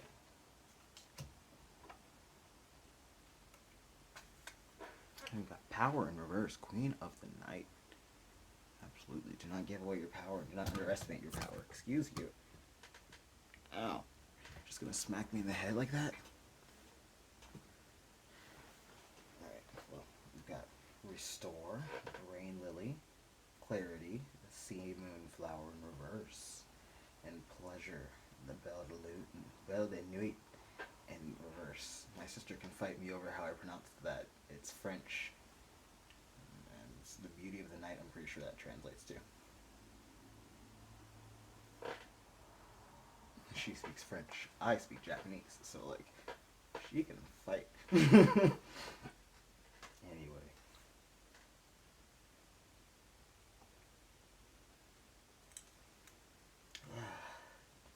I feel like there's also a fear of losing the joy in what you do, because you're becoming, you know, it might become your job or something that you are well known for or do a lot, and you're afraid that you'll wear yourself out, or you'll get to a point that like you get past the initial phase and you didn't hate it, or you weren't like turned off by it, and then you get through and you're like, oh no, I hate this actually.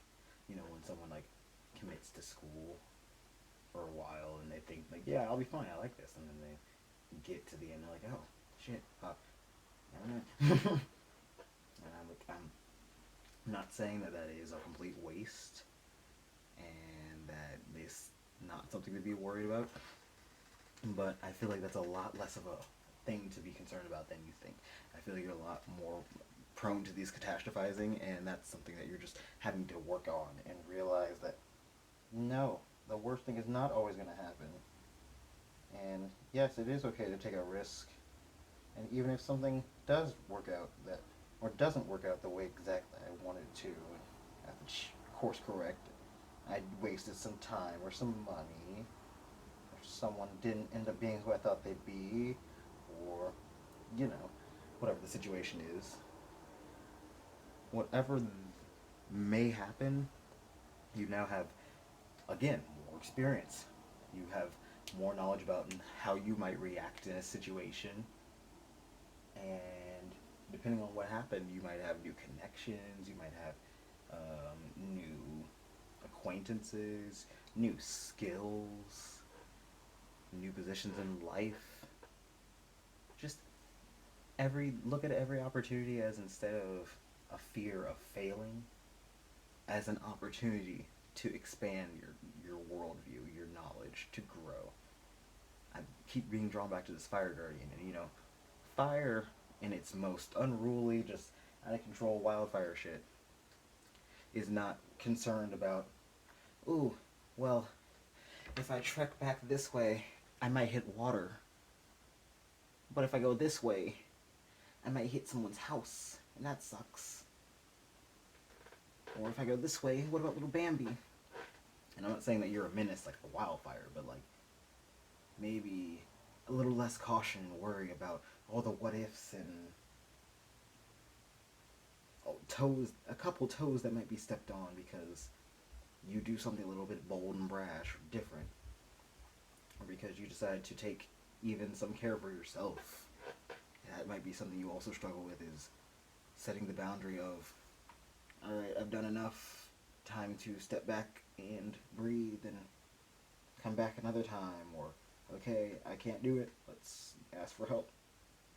Don't forget to know your limits and be able to come to a place of rest, of peace, of no longer worrying about if it's good enough or how people will see you and judge you for how it comes out. Having a sense of peace and okayness with whatever the outcome is important. And remembering to enjoy what you do and not just do it to satisfy a quota, to satisfy expectations is a surefire way to make sure that you're not burning yourself out and making it into a chore, something that you end up hating in the long run, whether you liked it to start with or not. And always checking in with yourself, making sure that you're doing this for you, making sure of how you're feeling and why you're feeling it, and most importantly, just taking care of yourself, your needs, your mind, your body, leaving space for fun and space for mistakes, not holding yourself to the highest standard and unable to change and unable to move out of your bubble, because if you're not able to stumble and fall a little or even go above your expectations, then you will never really develop and grow, and you will always be stuck at good enough. And good enough is not good enough for you, Group 4, because you've got big plans for you, big things on the horizon. So you've got to learn how to really let loose, foot loose, and kick it into gear so that you can let the world see who you really are and how you like to have fun. Put your hat on backwards and get ready for summer. I don't know, I keep making so many references in yours, but yeah. That is the messages I have for your Group 4. Thank you so much for tuning into this incoherent rambling you call a reading. Thank you to your guides as well as mine for helping me channel these messages and this energy with me tonight. I really enjoyed your reading and your vibes, guys. Thanks for watching, tuning in, and all the way to the end. If you enjoyed, want to leave a like. If you want to see more, you can subscribe. This description's going to have cards used, socials. If you want to get a reading from me, personal reading, got information in that. And keep your eyes out for my website. Hopefully we'll have it up by summer, sometime in the summer. And otherwise, I'll keep